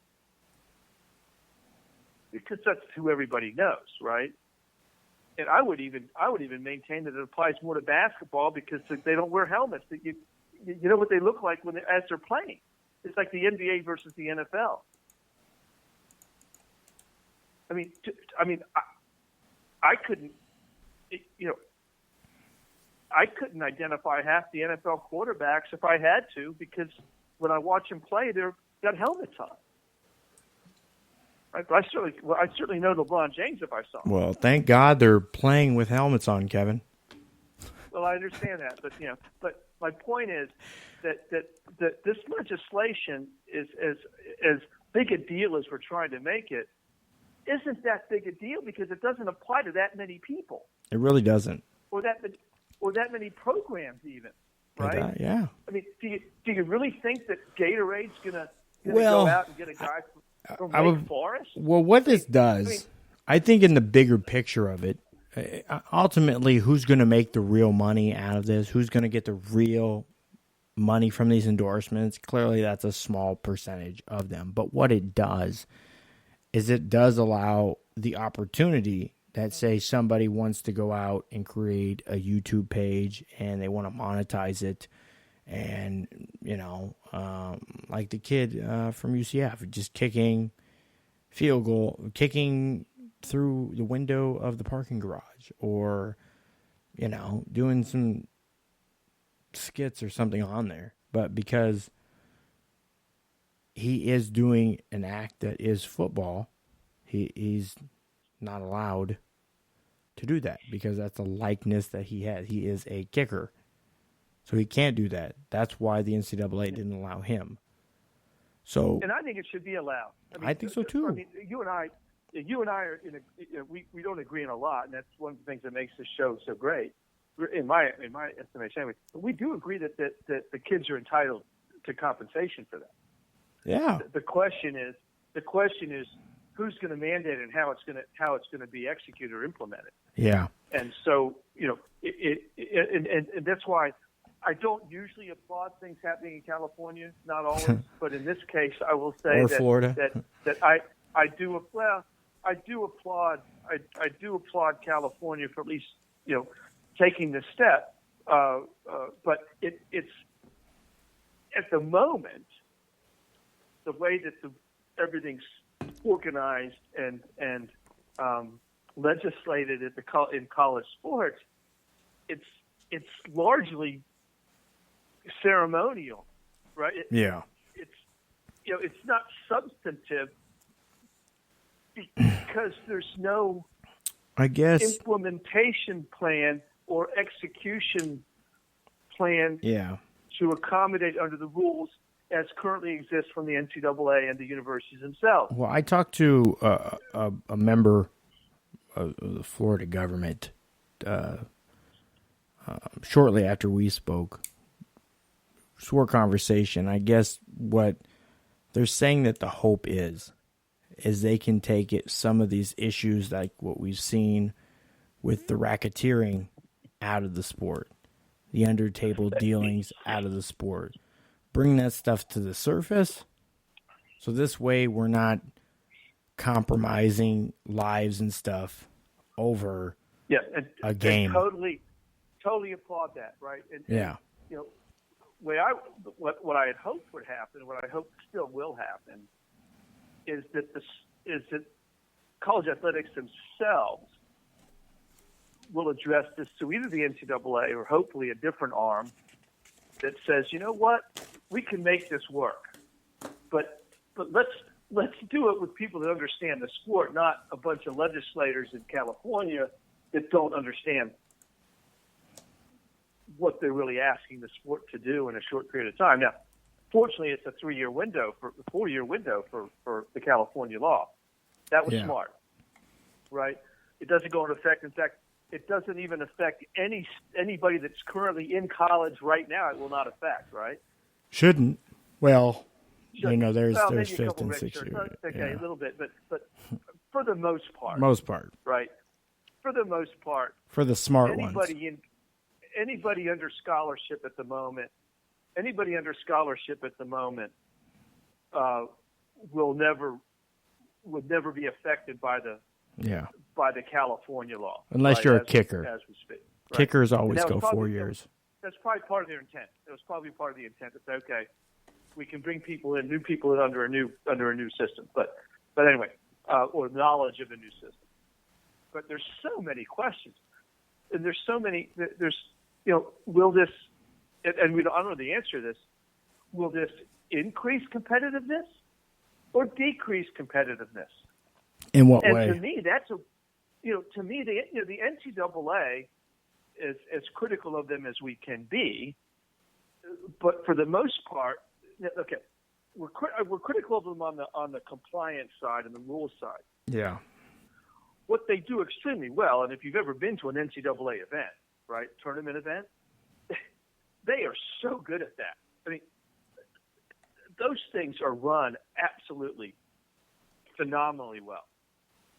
I go every year to NCAA basketball tournament. Every year I go someplace, and they're all flawlessly executed. They're fantastic. I've been to baseball tournaments. right? You go to, been to the football. I've been to an FCS playoff game, right? Everything's done really, really well at a high level. So that side of it, what we're really being critical of them is the, for the most part, is the compliance rules, kind of quagmire that it has become. Now, that being said, they made a huge step. Was it 3 years ago? 3 years ago, I believe, when they allowed for full cost of attendance to be covered under scholarship. Yeah, that was after a group was pushing to unionize student athletes, though. Yes, yeah, but that was good, though. At least they did something. Yeah, we've been people like you and I have been calling for that for years, because especially in the football and basketball programs where in many cases the demographics of the athlete is far different from the demographics of the university as a whole. Mm-hmm. Right? And so that you have disadvantaged kids on scholarship who can't afford to live like the kids that could afford to pay for college. And so I think it was a great thing. And so I think this is just another step if we can get it. But the question is, and one of the reasons I was going to say the NCAA is, their charter from the universities is to create an even playing field. Yeah. Or let me make it this way, to make it as even a playing field as possible under the rules that the NCAA has say over. And and if we talk about even playing fields, I think this could, if it was to potentially, everybody kind of says, oh wow, this gives Alabama even more power, but I don't necessarily think it does. I think it may give like UCLA or Cal a competitive advantage over Alabama because it's a larger market. Maybe we start seeing an uptick in schools like Houston. That's in the top 5 markets in the country. That they relatively have more exposure. Notre Dame, maybe more kids want to go to Notre Dame because that they're part of the number 1 market in the country. They got their own TV deal. Maybe this brings more people to Texas because they had the Longhorn Network. What we already see amplified with schools getting funding through TV deals. Like I said, once the Big Ten was solidified and those schools were getting so much more money, like Big Ten schools get literally twice what the SEC gets, because they get a bigger deal from ESPN, and then they got a deal from Fox 2 on top of that. They literally got 2 TV deals, and it's split between the two.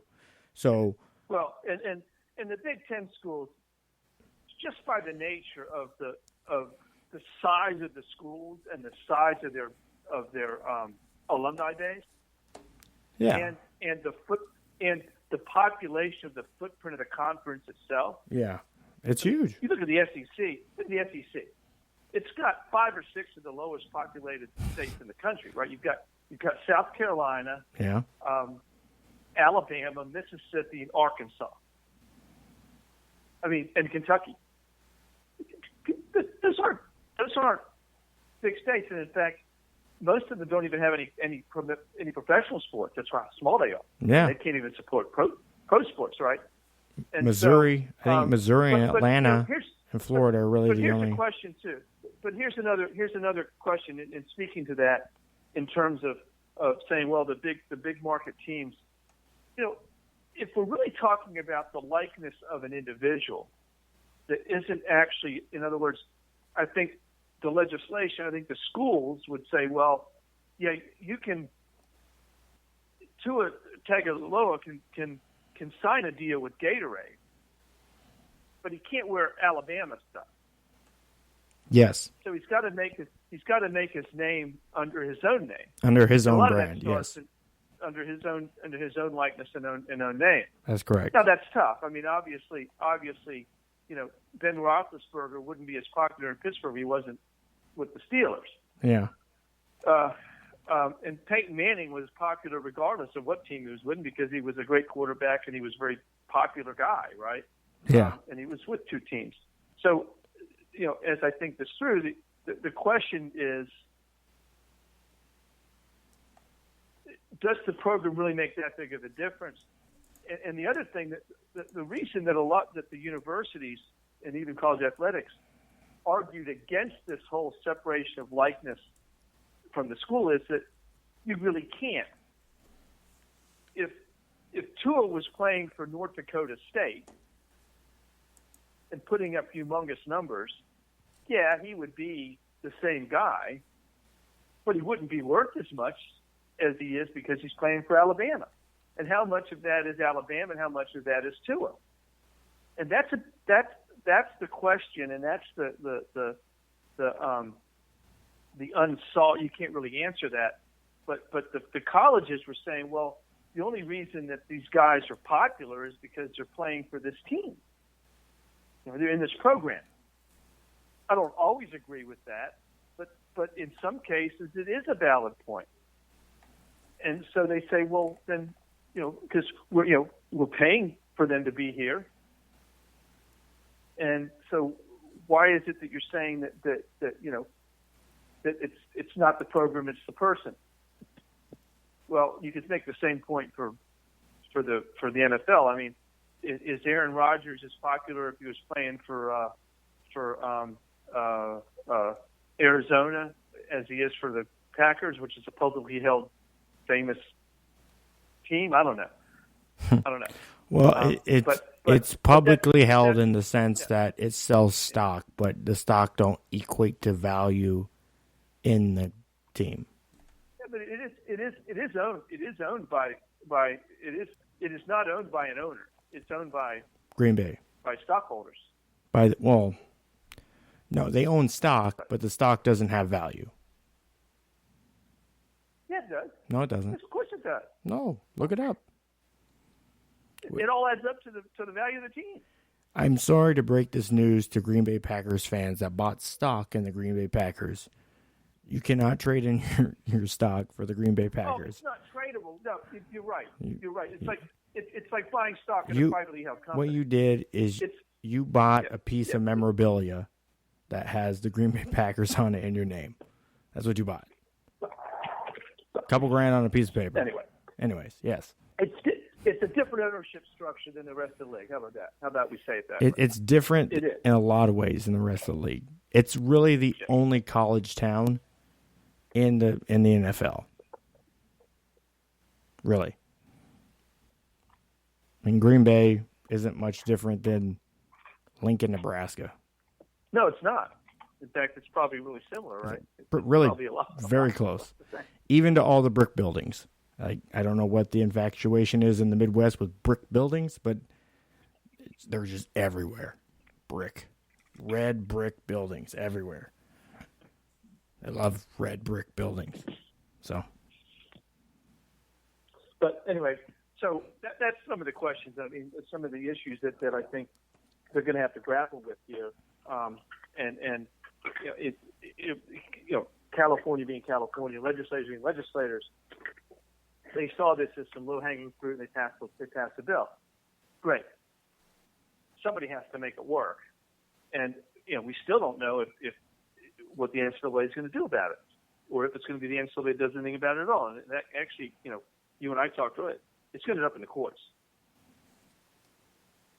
Because one of the universities is going to sue.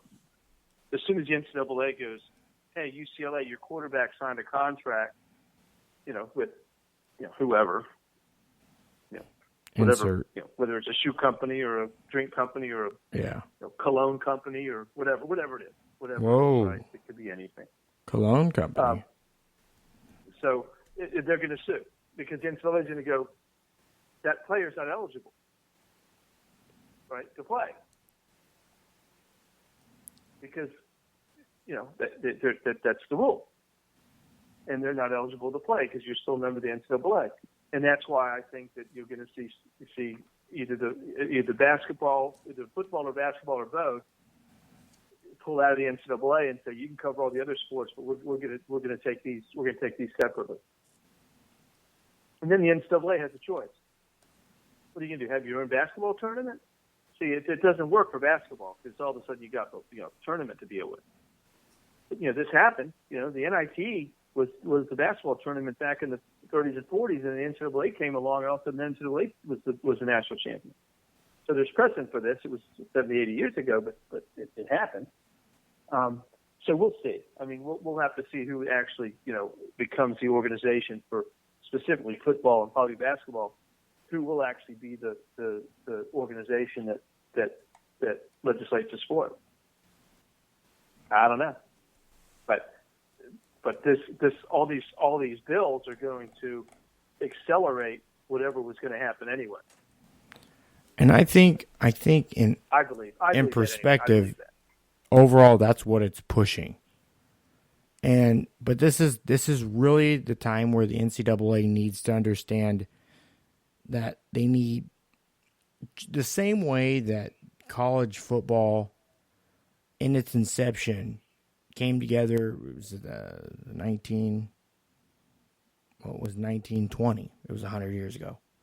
In 1919, or maybe 150. So it'll be 150 years ago they came together, and 150 years ago is when the NCAA was erected. Before that, it was the Intercollegiate Athletic Association of America, something like that, and then it changed into the NCAA. But so college football has been around for longer than 150 years. But when they came together to create that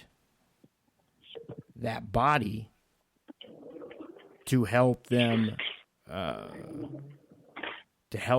govern the teams, to make sure everybody's playing fair and whatnot. But the same way they did that, they need to come together and create a body that is separate, or have somebody that's not part of the NCAA come in and be willing to arbitrate, be willing to negotiate. Again, it could, and if this comes to this, like these bills are hinting at, that they need to allow student athletes to have agents. And I think even if they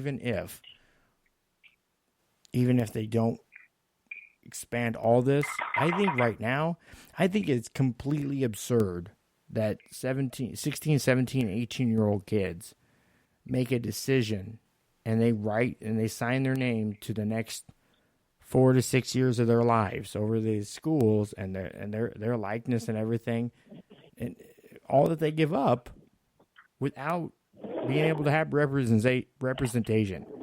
I think it's asinine. How do you tell somebody, we're not going to allow you to a professional to advise you in the best way. You can't pay a professional to advise you or find out, help you understand what the best way you might be to do this thing. They don't. And I think that's just so twisted, I mean, they want to use, again, people, we have to stop using this excuse. If we give these poor kids money, then how are we going to make sure they're responsible with it? Who cares? It's not your kid. It's not your money.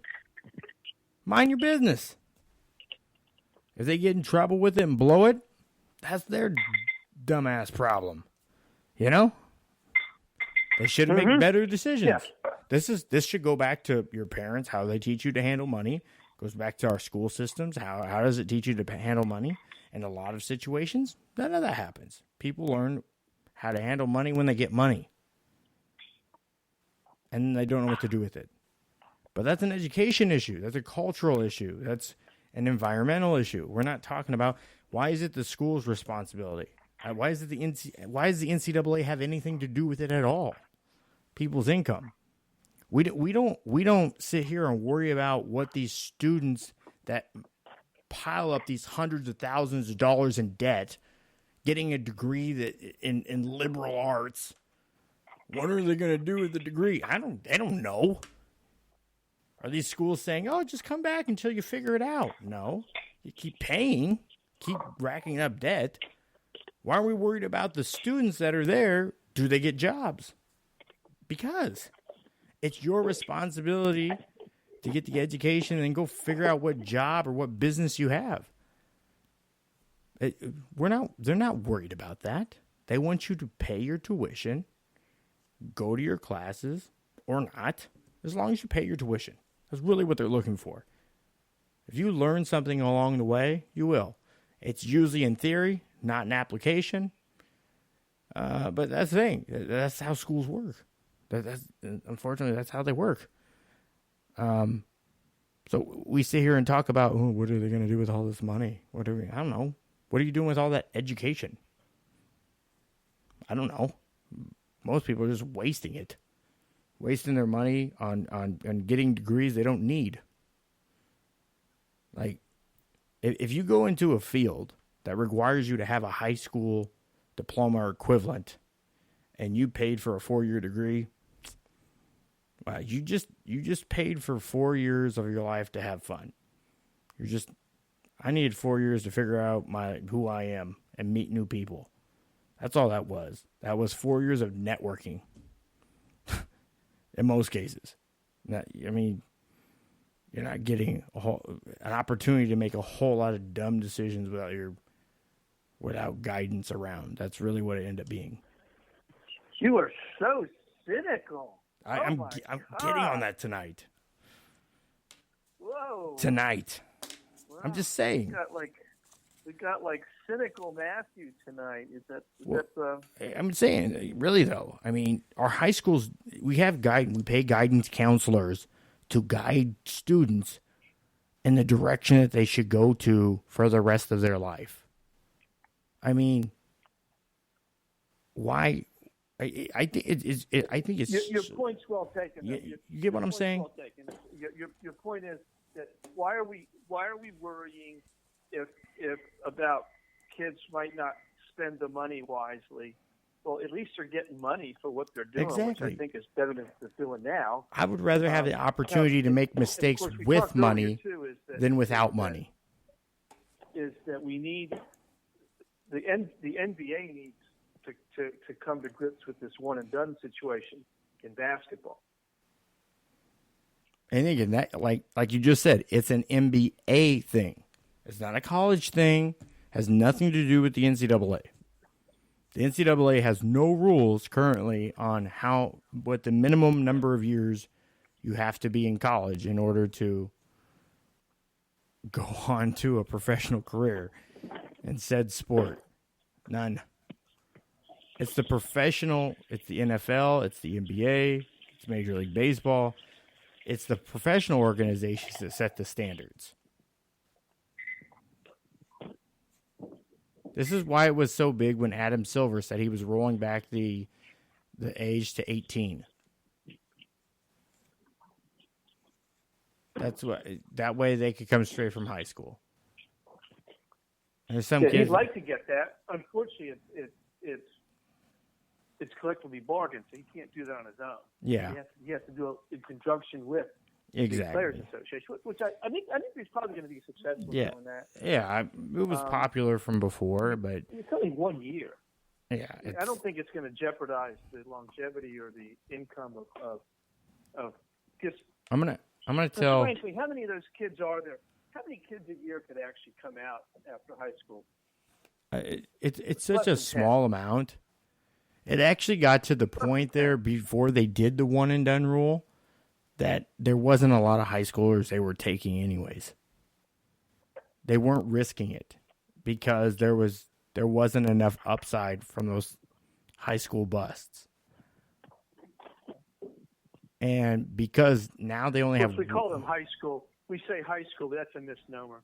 Yeah. How many AAU kids are we talking about? Because that's really where they're coming from. They're Exactly. So, Some and they're high basketball school age. and basketball is much different than football, because basically from the age of 15 on, we basically know who's going to go. You know who the best guys are. You know, from about 15 on, you know who they are each year.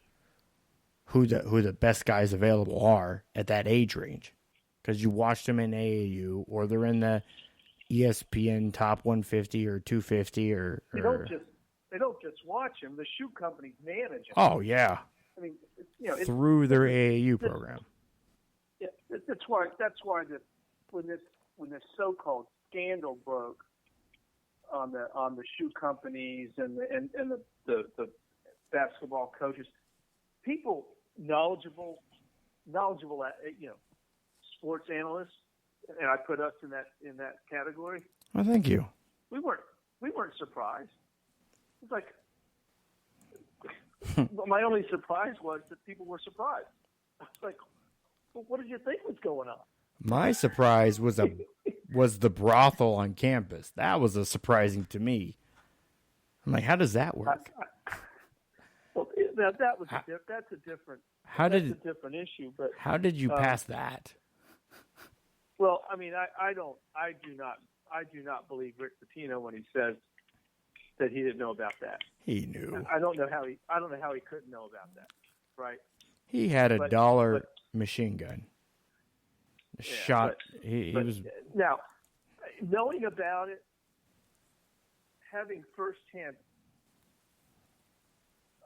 knowledge of it in terms of actually having seen it. Of course, he didn't, because he wanted plausible deniability. But for him never to even have heard of the existence of this, I find it hard to believe on a campus the size of Louisville. Louisville's not a big school. What? I mean, it's not huge.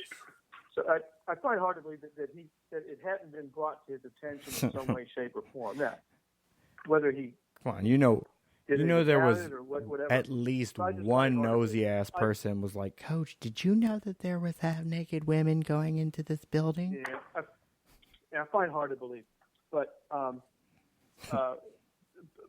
nope. And that's really what caused it's his lack of control over the program that cost him his job. Yeah.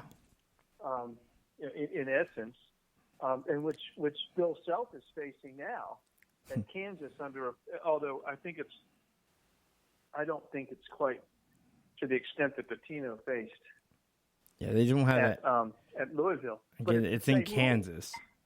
It's the same standard, right? It's that whole, you're supposed to know everything, which is unrealistic in my estimation. That you should hold the kids accountable for wrong behavior. You shouldn't have the coaches shouldn't be held accountable for everything that happens, especially when what they're doing is wrong. Yeah. Right. But if they set up a brothel on campus for them, well, that was that to me was a little bit over the line. But in terms of accepting a legal benefit from a booster, how the heck is a head coach supposed to know all of that? Especially in football, you get 85 guys. I mean, you get to follow you have 85 people following people around all the time. I mean, right. And if it's funneled through the parents, oh my gosh, how the heck do you deal with that? Yeah, because sometimes in a lot of cases the parents are worse than the student. I mean, the Reggie Bush thing was the parents. Yeah. Now, it is kind of hard for me to believe that Reggie didn't know something was going on when he grows up poor and all of a sudden his parents have this luxury apartment somewhere. I mean, yeah. Kind of, but who am I to judge? He was a kid. Maybe his parents told him they came into some money. I don't know. We won the lottery.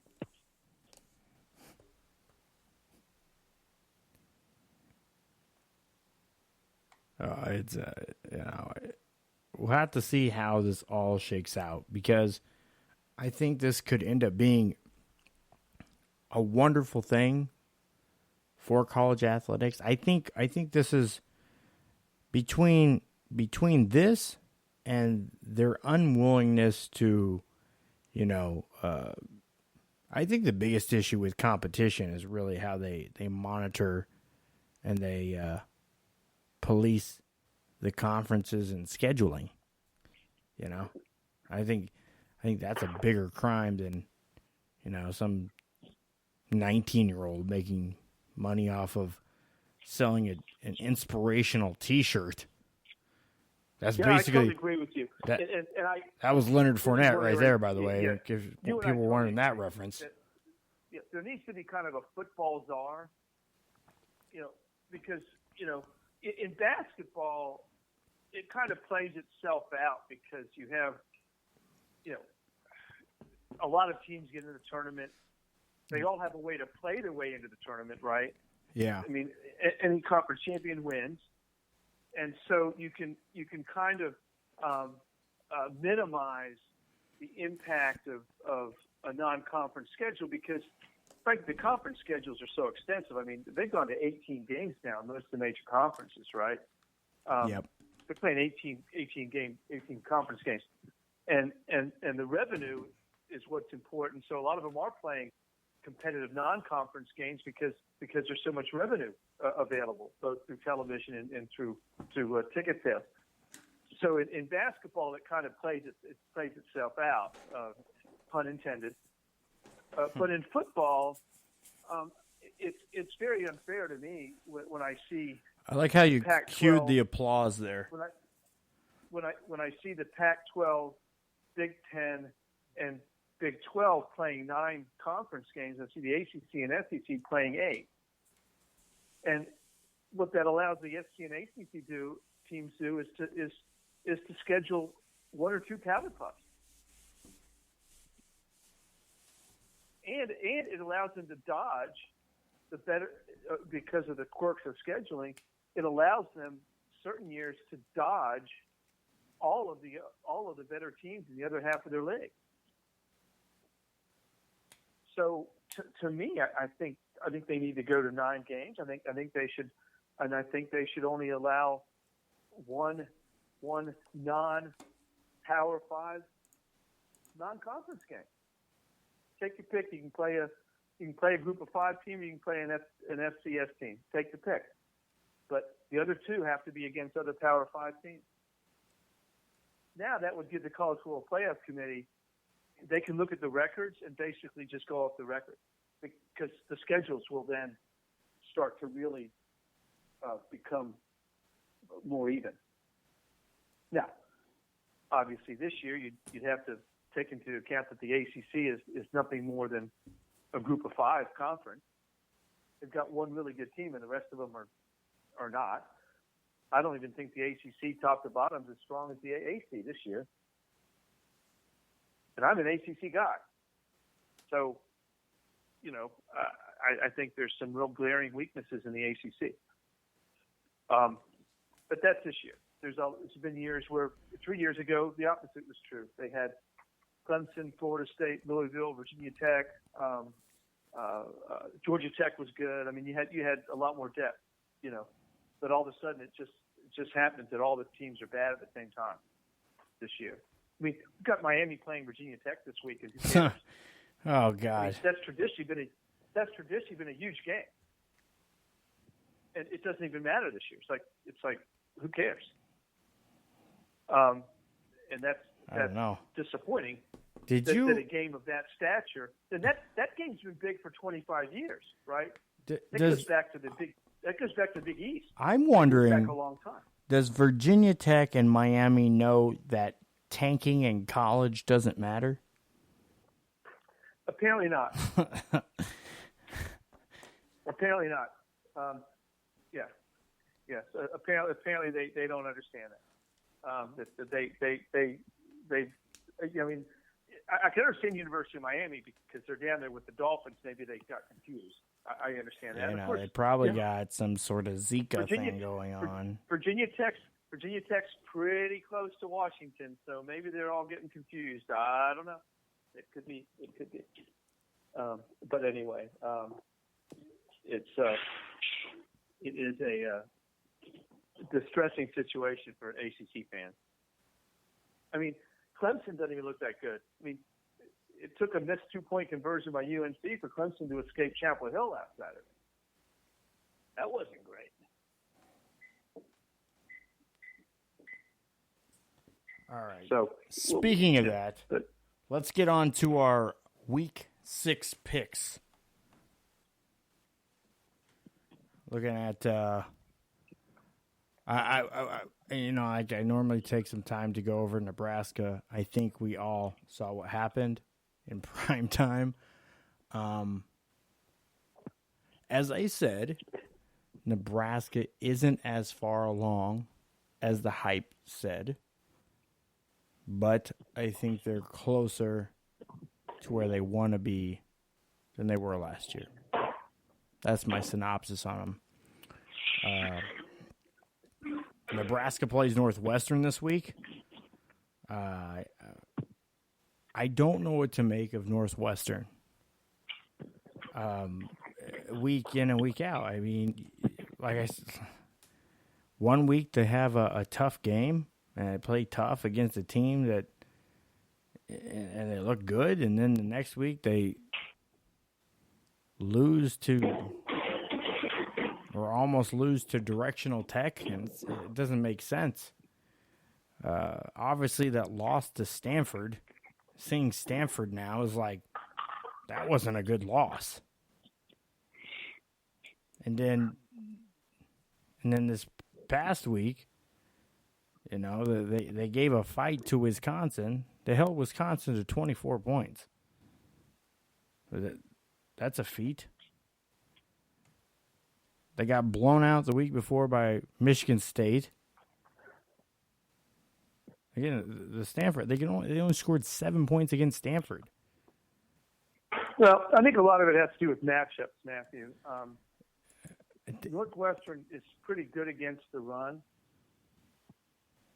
which is why they were able to kind of stay with Stanford week one, and they were able to they neutralized Jonathan Taylor for a lot of that game against Wisconsin. He still got some yards, but and so I think it's a matchup thing. I think Northwestern's vulnerable against the pass, and the other thing is their offense isn't all that great, and so they really need that defense to keep the other team down. And when they have to, come back from a large deficit, they just make mistakes that they're not capable of doing, and they get blown out. And I think that's what happened. And I think that there's a case this week to be made that if Nebraska can get the passing game going, I think they can handle Northwestern pretty easily. The problem is if they don't, Northwestern's going to stifle the running game, and then they get themselves in a close game. And the last two seeds have indicated that Nebraska hasn't done well in close games. They just haven't.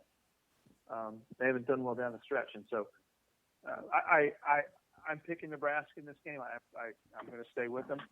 I just think Northwestern's just too inconsistent, and I don't think they're offensive. They're not that good offensive. They're certainly not going to be able to do to Nebraska what Ohio State did last week. But Ohio State is going to do that to a lot of teams. They might do it to every team on their schedule. We don't know, but they're playing at a very high level. Well, let me say this one thing. Okay, so again, these are ifs, and I text you this during the game or after the game, rather. It was actually in the fourth quarter, just as this was happening. At about little after it was 9:20 left in the game. If Nebraska in the first half converts those 3 turnovers, instead of turning over, they score. They get touchdowns, which, for all intents and purposes, it looks that they were going in that direction. If they did convert those to touchdowns instead of interceptions, we're talking 31-28 with under 10 minutes left in the game. Nebraska's ball on the Ohio State side of the field. It's a completely different game. It was the game that we saw the year before. It ended up in Nebraska shooting themselves in the foot again. and just giving the ball away. It's still the same story. This was just a sadder story. But this is why I say it. I don't think it's that far off. But without consistency in play, it doesn't look appealing at all. One game that I'm looking forward to this week, though, is UCF Cincinnati. I think this is a good test for Cincinnati, more so than for UCF. Cincinnati got railroaded by Ohio State. And UCF has the potential to be able to do exactly the same thing to them. I'm curious to see what can Cincinnati do. Because, again, remember, they were preseason ranked.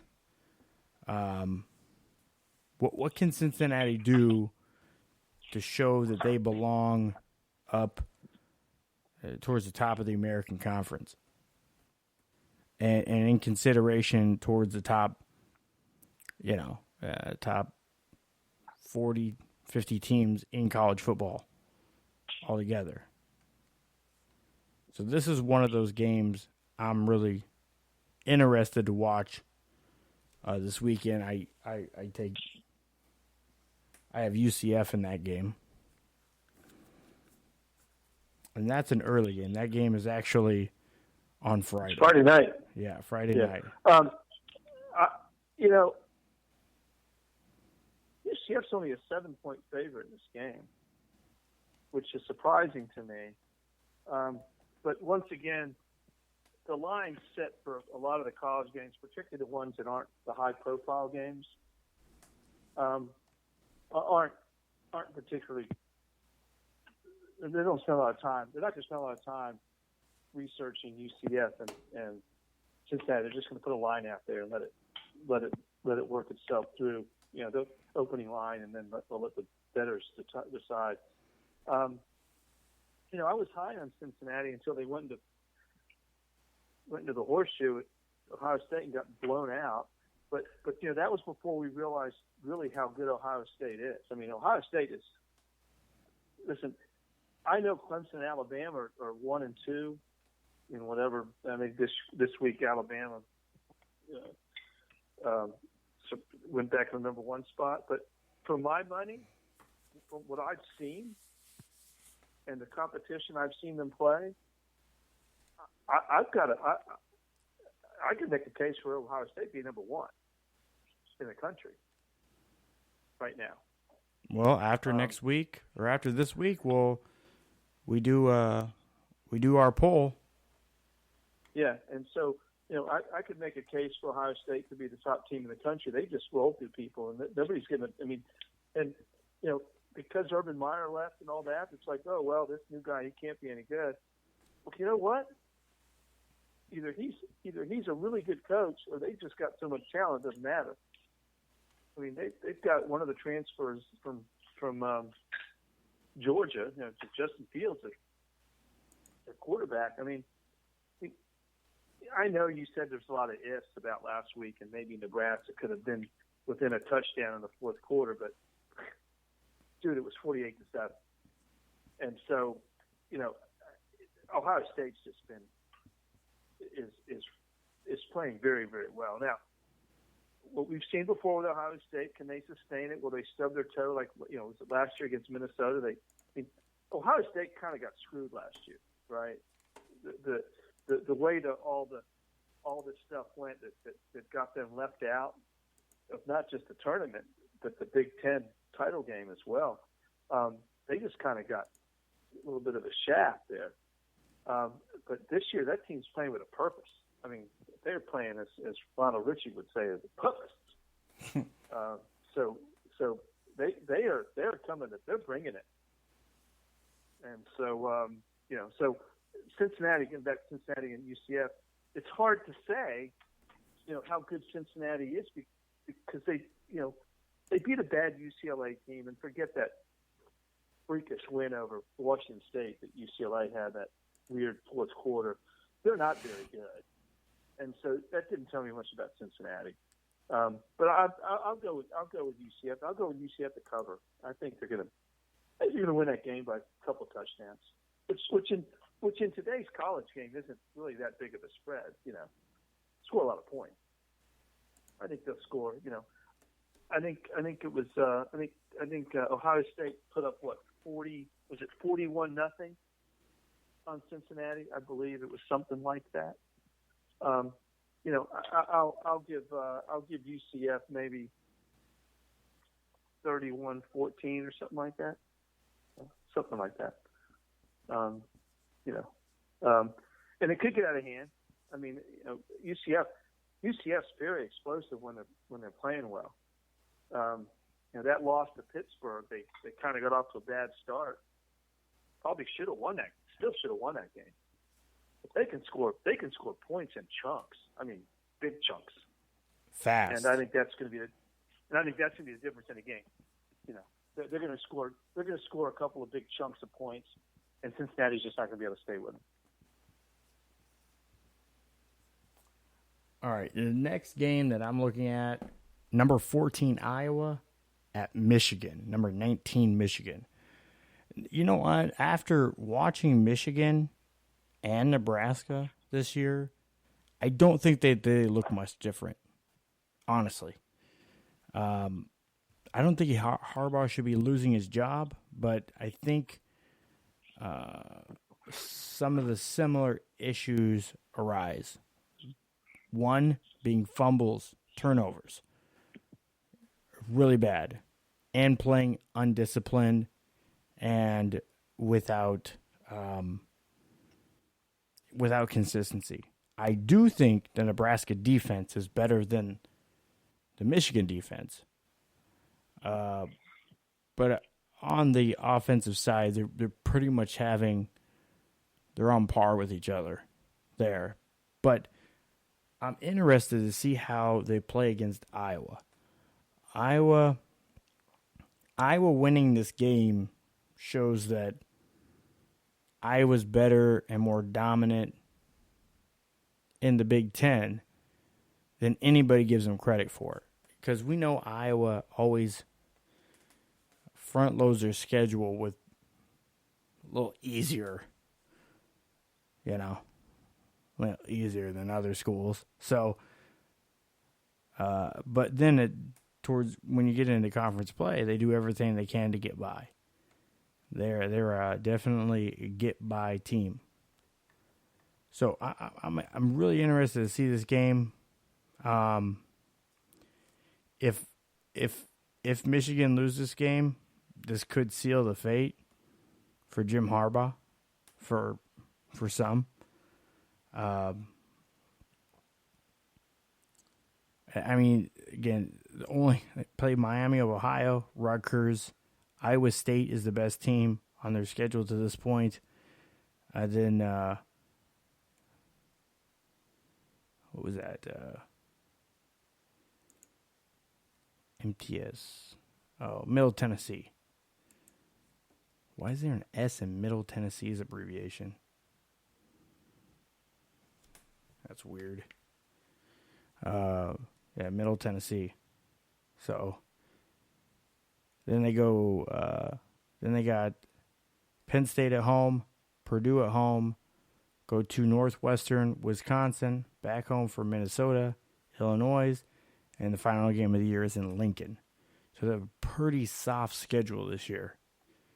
They're 4-0 going into this, ranked 14th, but Michigan doesn't look like the competition that they might have at the beginning of the year. Penn State hasn't had all that great of a season either. They look like they're on shaky grounds at times, and they were close to losing to Pitt as well. Again, they played Idaho, they played Buffalo. But Pittsburgh beat UCF. So yeah, I mean, Pittsburgh's a tough team, as we've talked. I like Pitt. I know you like them at home, especially at home. Yeah.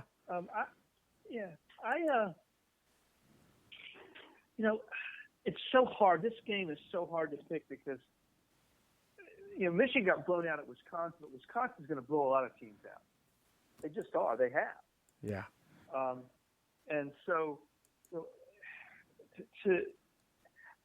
I like Michigan in this game. I don't really know why. I don't have I haven't. This is the time of year when I actually start looking at matchups. I look at, offense, defense, whether you're good against the rush, good against the pass. I look at all that kind of stuff, and I haven't. It doesn't. It's not worth looking at until they get into week 4, 5, 6, right? Yeah. It doesn't really mean much because they're playing a bunch of cupcakes usually, and so they run up big numbers on lesser competition. So I don't really I don't do that much work because it's not worth it. But now it is. And so this is one of those games I want to look at more closely to see if there's what I look for, Matthew, are glaring mismatches, right? Like a team that's 105th against the pass against a team that's, 11th in passing nationally, right? And you go, oh my, right? Uh-oh. That's going to be trouble for somebody, right? And so I look for those kind of mismatches, especially in games that you otherwise would say are close. Yeah. You go, this is a toss-up. This is a coin flip, and this is one of those games. So I'll look closely at this game. I'm going to go with Michigan. I think Michigan's better than what they've shown this year so far. I think that offense, they clicked last week. They have a new offensive coordinator, new offensive scheme. And I believe that it just took some time. It's taking some time for that to click, for the quarterback to get used to it. They have a pretty good quarterback. Shea Patterson's pretty good. Obviously, Michigan has players. And I think it just took some time. And I think the Wisconsin game was just one of those weird punches in and out. Yeah. And Wisconsin's very, very good. Wisconsin, Ohio State. Right now, that would be my pick for the Big Ten championship game.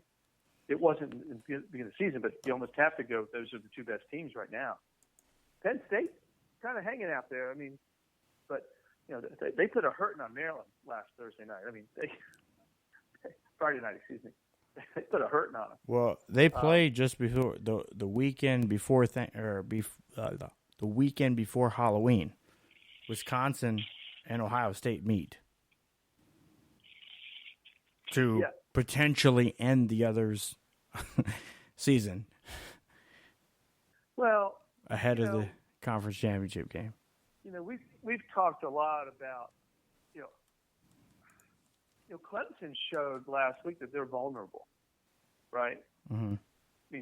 They almost lost that game. They were within a yard of losing that game. If UNC goes in for the 2-point conversion, they could have lost. Although Clemson had plenty of time, I think they had over a minute, they could have come down and gotten a field goal range. But, we've got some situations where, you look at the Pac-12 already. Already, Utah and Washington have both lost, and they were the favorite. Yeah. In the North and the South. So you're not going to have an undefeated Pac-12 champ. Well, you could. Oregon could go undefeated. And look at they look at lost the Buffs. to LSU in the first, but they lost to Auburn in the first week of the season. So my point is, you don't have any undefeated teams left in the Pac-12. There's no undefeated teams left, and there's only one that's still undefeated in the league. So the Pac-12 is not going to have an undefeated team coming out of it. The Big 12, they all play each other, so you can only have one undefeated team coming out of the Big 12 because they all play each other round robin, and that likely can be Oklahoma, but they have to play everybody. So Oklahoma State's formidable. Texas is good. That conference is weird because they score so many points. Oklahoma can, Iowa State could cause them problems. Who knows? although Iowa State's not as good as they were last year. So that conference. I like Purdy. Notre Dame's already lost the game. Mm-hmm. So you take Notre Dame out of the equation because they've already lost the game. I don't know. I think that they were good enough, and you don't think they were good enough in their loss to Georgia? No, what I'm saying is they can't be undefeated. Okay, I'm making a case for the loser of the Wisconsin-Ohio State regular season game still being able to make the playoff. Mm-hmm. Right? You look at the ACC. Well, you've only got Clemson. Nobody else is even. Everybody else is probably going to have one or at least two losses, probably in conference. So there you go. So ACC, you got Clemson, who might go undefeated, probably will. So that's the only undefeated team that I've named. So the only one I've named so far, Oklahoma, maybe. So that leaves you two possibilities. I think we've already talked to the SEC. I don't think there's going to be an undefeated team out of the SEC.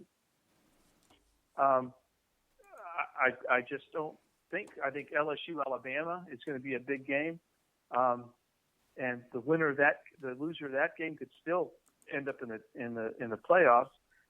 Georgia's sitting out there in the conference, but they've got a tough schedule. So I think the loser of Wisconsin Ohio State still has a chance to run the table, but they'll probably have to beat the other team again, right, to make it, because there's most likely going to be a rematch there.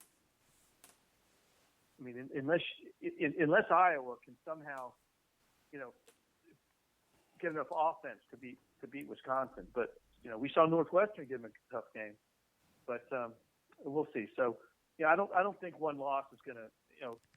We've never had more than two undefeated teams in the playoffs anyway. So, well, I have Iowa and their fifth-year starting quarterback Stanley and top NFL prospect defensive end winning this game for the Hawkeyes.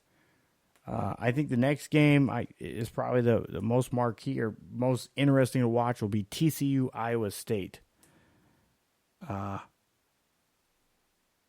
Iowa State lost last week to Baylor in a tough effort. TCU has just kind of continued trucking along. I think I've picked them to lose like every week, it seems like. And they just don't lose. They haven't been losing. They got one loss right now. Oh, they lost SMU, which was a big upset. I mean, but SMU's undefeated, and so I think SMU's still undefeated. Yeah, they trounced USF last week. Yeah, so that loss is not looking quite as bad as it was, during the game. I mean, as the game wore on. I have TCU winning this game. I'm not sold on Iowa State this year. I haven't seen much from them that would convince me that. I like TCU. TCU went to Kansas State last week and just blew them out. Yeah. Kansas. I like TCU in this game, and for a lot of reasons. Just I think they're a better team, and I don't think Iowa State's consistent. But it is a game I'm going to try to watch. Unfortunately, I'm going away this weekend, so I'm not. If I get to watch 3 or 4 football games, I'll be doing well this week because I'm going away Friday and Saturday, and I'm leaving Sunday for the West Coast for Indiana. So I will be gone. So I'm going to have a hard time watching much football. So I'm going to be very selective with what I have time to tune into. Well, I got 5 more games for you to watch. The next one, and I'm going in order of how they're going to be televised. Number 7, Auburn versus number probably wrong 10, Florida Gators. Florida has their backup quarterback Trask in there, who seems to be a better quarterback. I think the Gators are the most overrated team right now in college football. 10 at 6 at 15. I don't think they're a top 15 team. I think Auburn wins this one handily in the swamp. College game day will be there for this one. I think that the outcome of this game could potentially be similar to what happened in Lincoln last week. This is the big CBS. This is the big CBS SEC game of the week. Yes, and it's the national game of the week. I mean, it's the two highest rated teams playing each other. I tend to agree with you. I think Auburn's the real deal, and obviously now that Oregon's doing what they're doing, that opening win against Oregon now looks pretty good, like a big win. Yep. Right. And Auburn's one of those teams that if we were to do the rankings today, I'd probably put them third because of what they've done. Right. I can't put them ahead of LSU. Right. Clemson almost lost to UNC, and they didn't beat anybody yet. Well, they beat who did Clemson play week 1? They beat was it A&M? But A&M isn't as good as we had thought or hoped, right? Yeah. So so I'm not sold on A&M right now. I mean, A&M got lucky. They could have lost to Arkansas last week. So they're not that impressive. So I don't have Alabama or Clemson in my top 5 of what I've seen so far this season. Now, that doesn't mean they're not, but if I put them in the top 5, all I'm doing is rating them on their potential, not on what they've shown. And so I'm looking for teams, and the College Football Playoff Committee will do the same thing. I mean, they're going to go, well, we haven't seen those guys play very well yet. I don't know. That's the thing is. So we'll see. But I agree with you, and I also agree with you. Gosh, we're agreeing a lot. That's something. Is it a full moon or something tonight? I don't know. I agree with you that my show's Florida's inside. Overrated. Now, if Florida wins Saturday, all of a sudden we have to rethink that position, but I don't think they will. Yeah, I guarantee they will. I think this is the best Auburn team that I've seen since the national championship. Yeah. I mean, I don't know what the line is, but it should be more than 14.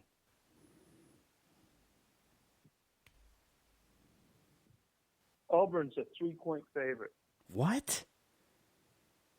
Yeah. What? Well, Vegas. You thinking of putting some coin on that one, Matthew? I don't want to do that to Auburn. Every time I put money on something, they lose. I screw it up. I'm bad luck in that. I am bad luck in that category. I'm usually pretty good at picking, as long as money's not involved. Once money's involved, it comes from a surefire thing to how the hell did that happen? You know? It's like a guy getting an interception, laying on the ground at the 3-yard line, and the ball just gets tipped right into his hands. Anyways, this next one. So that should, and I have a feeling that will be. If I can only watch one game this week, that'll be the game.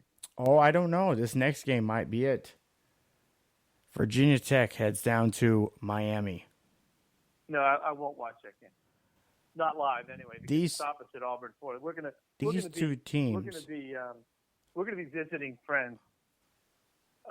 He's a former Arkansas football player, and he's a big SEC guy. And so his TV, his games, I'm sure he'll have Auburn, Florida on. So that's probably the game we'll watch.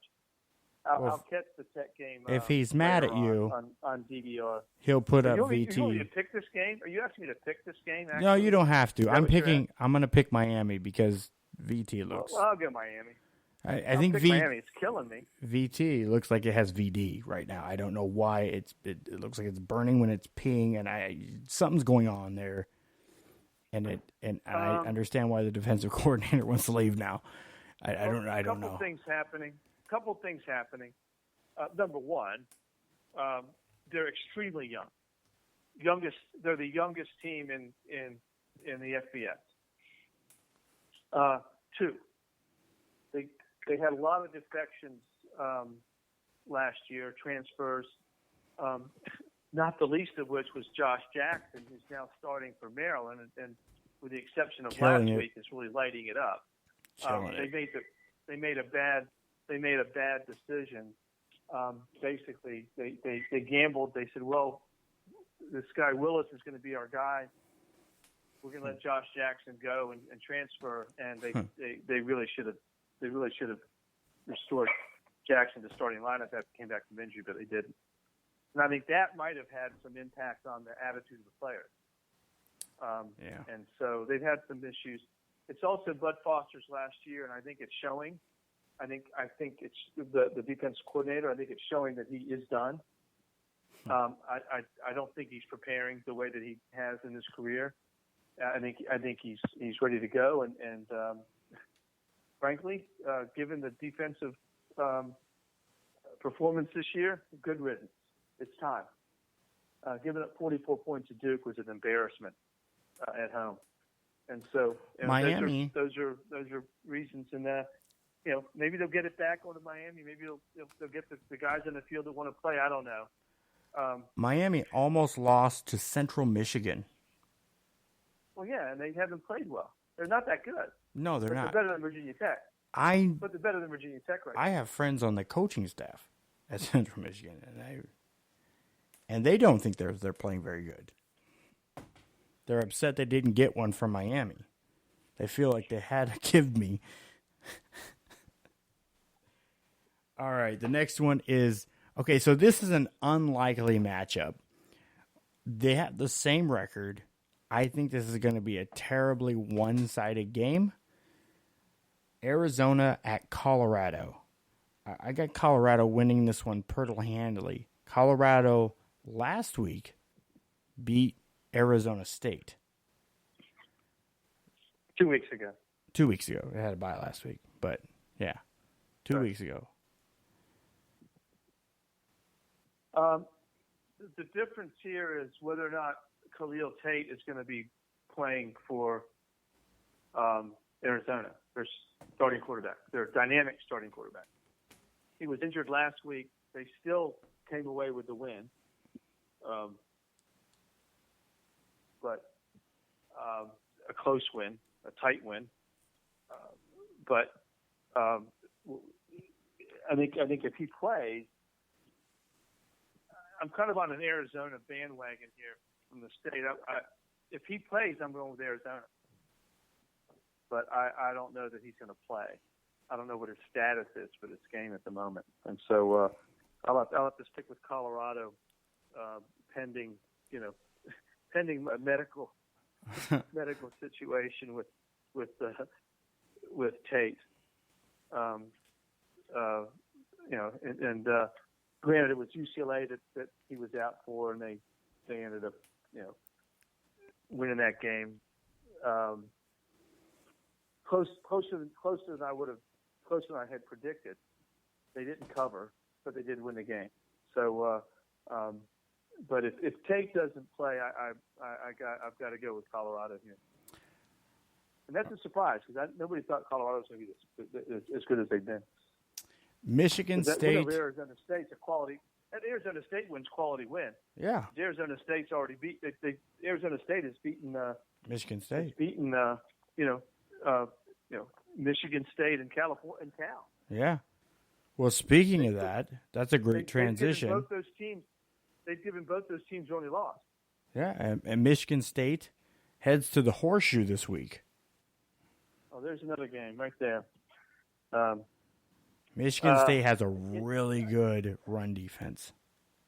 I got to go with Ohio State. I can't go against them until they lose, and I'm not sure they're going to lose this week, so I can't. I got Ohio State too. Yeah. Right. I think Michigan State has the ability to slow Ohio State down, but I don't know if Michigan State has the offensive firepower to put enough points on the board to beat them, even if they slow Ohio State down. I've got to go with Ohio State. If this game, Lewerke is not the guy they had hoped him to be, and Lombardi isn't going to do anything either. Lombardi would be a backup everywhere. I might give him a shot, but I'm looking at the line The line for this game is. It says seriously. The line is seriously. No, the line is 20.5. 20.5 for the Buckeyes. That's a tough one. If I was a degenerate gambler, I might pick Ohio State not to cover. But I'm not. It's a tough line. That's right about. That sounds pretty enticing. That's right about where I put it, though. That's 31-10, right? I mean, something like that. I'll see where I come up on my score. I was lousy last week against the spread. I was just lousy, but I'm not really picking against the spread. I just pick a score, and then I compare with where it falls against the spread. Mm-hmm. I was 10-17 last week against the spread. Thank goodness I wasn't betting. That erased my good showing from the week before. So I'm back down. I'm at like 46% on the year against the spread, which means I'm underwater. If I was, I'd bet all that. So, it's pretty hard. Pretty hard to make money. I got 2 more games. Okay. The last one I think we should watch. People should watch. Cal at Oregon. I think this game's going to be a lot closer than some people think. Cal is just outside the top 25 in all the polls. And they've showed that they can get out there and score points.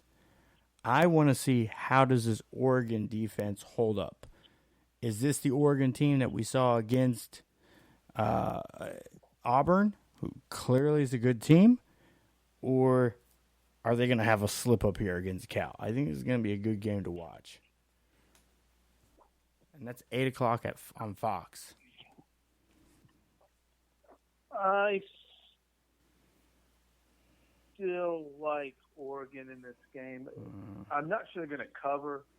They're a 17.5-point favorite. I don't think there's going to be as many points scored.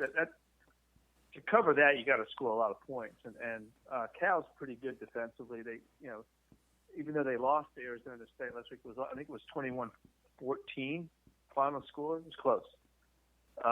So I still like Oregon. I think Oregon's getting better. And so I like Oregon in this game. I don't think they're going to cover. But then again, they're Oregon. But they're not quite as explosive as some of the prior teams. But they're still pretty good. They're still pretty good. I think they have a good chance to. I think Oregon has a chance to run the table the rest of the way. Obviously, the Pac-12 North is not as strong as we had thought it would be at the beginning of the season, right? Yeah. Washington's not quite as good. Stanford isn't anywhere close to what we thought they were going to be. But Cal's better. So, Cal's better. So Cal's better. So the North might be a little not quite as deep as we thought, but they've got a team that we hadn't counted on. That was Cal. But I'm still not sold on Cal. So yeah, I know they went east and beat Ole Miss, but a lot of teams are going to beat Ole Miss this year. So I wasn't too impressed with that. But I'll take Oregon in this game. All right, my last game is the most people have no business watching this game at all game. Oregon State and UCLA. Let me make a case real quick for the Beeve. The Beavers, week 1, put up 36 points on Oklahoma State. Again, they lost, but they put up 36 points. I was like, okay, I'm watching you. But they gave up 52. There's that 16 points is still significant. We're talking about improvements here, Kevin. Hawaii. They go to Hawaii. By the way, because of our conversation last week, you got on the Beaver bandwagon. You convinced me. I picked Oregon State last week and Almost won. lost that pick. But you probably covered the spread on that one, didn't you? Yeah, I think they covered. They did. They only lost by 3. They covered by 1 point. The line was 4. But they covered. You made money. Convinced me that and I took a I would have made you money. Oregon State. I would have made you money. What was that game? 34-31, something like that? 31-28. Same score against Hawaii. Okay. Yep. But I actually like Oregon State in this game. UCLA is just lousy. I mean, I know they played better the last 2 weeks, but they have. But they put up a whole bunch of points a couple weeks ago and beat Washington State. I haven't thought about this game much because it isn't on my. It's on my list to pick, but I haven't. That's why it's so much. You have no business watching this game of the week. That's why it is. Well, two shitty teams that may or may not be improving. It's on at the same time as Cal Oregon. I mean, if you're gonna pick a Pac-12 game to watch at 8:00 Eastern, it's not going to be Oregon State. Well, although it'll be entertaining. If it's a blowout, yeah, I'm changing over. Well, it might be 51-47 or something like that. I mean, I don't know. It could be very entertaining. If it's I don't know. That's what I'm saying. If it's a more entertaining game, I'd probably click over because I really don't care who wins out of Oregon. Cal. It should be. I think Cal Oregon's pretty entertaining. Hopefully. So, okay. So those are all the picks I have this week. Yeah, there's some decent games out there. Clearly, what television is looking at is probably Auburn, Florida, and Iowa, Michigan. But I think the better games are probably going to be Cal, Oregon, and maybe Arizona, Colorado. I got a Colorado winning that game with Tate either way. With or without Tate. To see it. I'll roll with the Buffaloes. So you don't care who's starting quarterback for Arizona. You're going to go with Colorado no matter what, right? Yeah. I like their offense. Yeah. And they're 3-1 against real teams. Arizona. I don't disagree. I have to look at that game. So I guess that's it for the night, my man. We've covered all the bases tonight. So tip your waitress. and your log guy. That's a Seinfeld reference there. Goes without saying. Yeah. All right, man. We'll talk to you next week. All right. That's all for the show this week. We're out.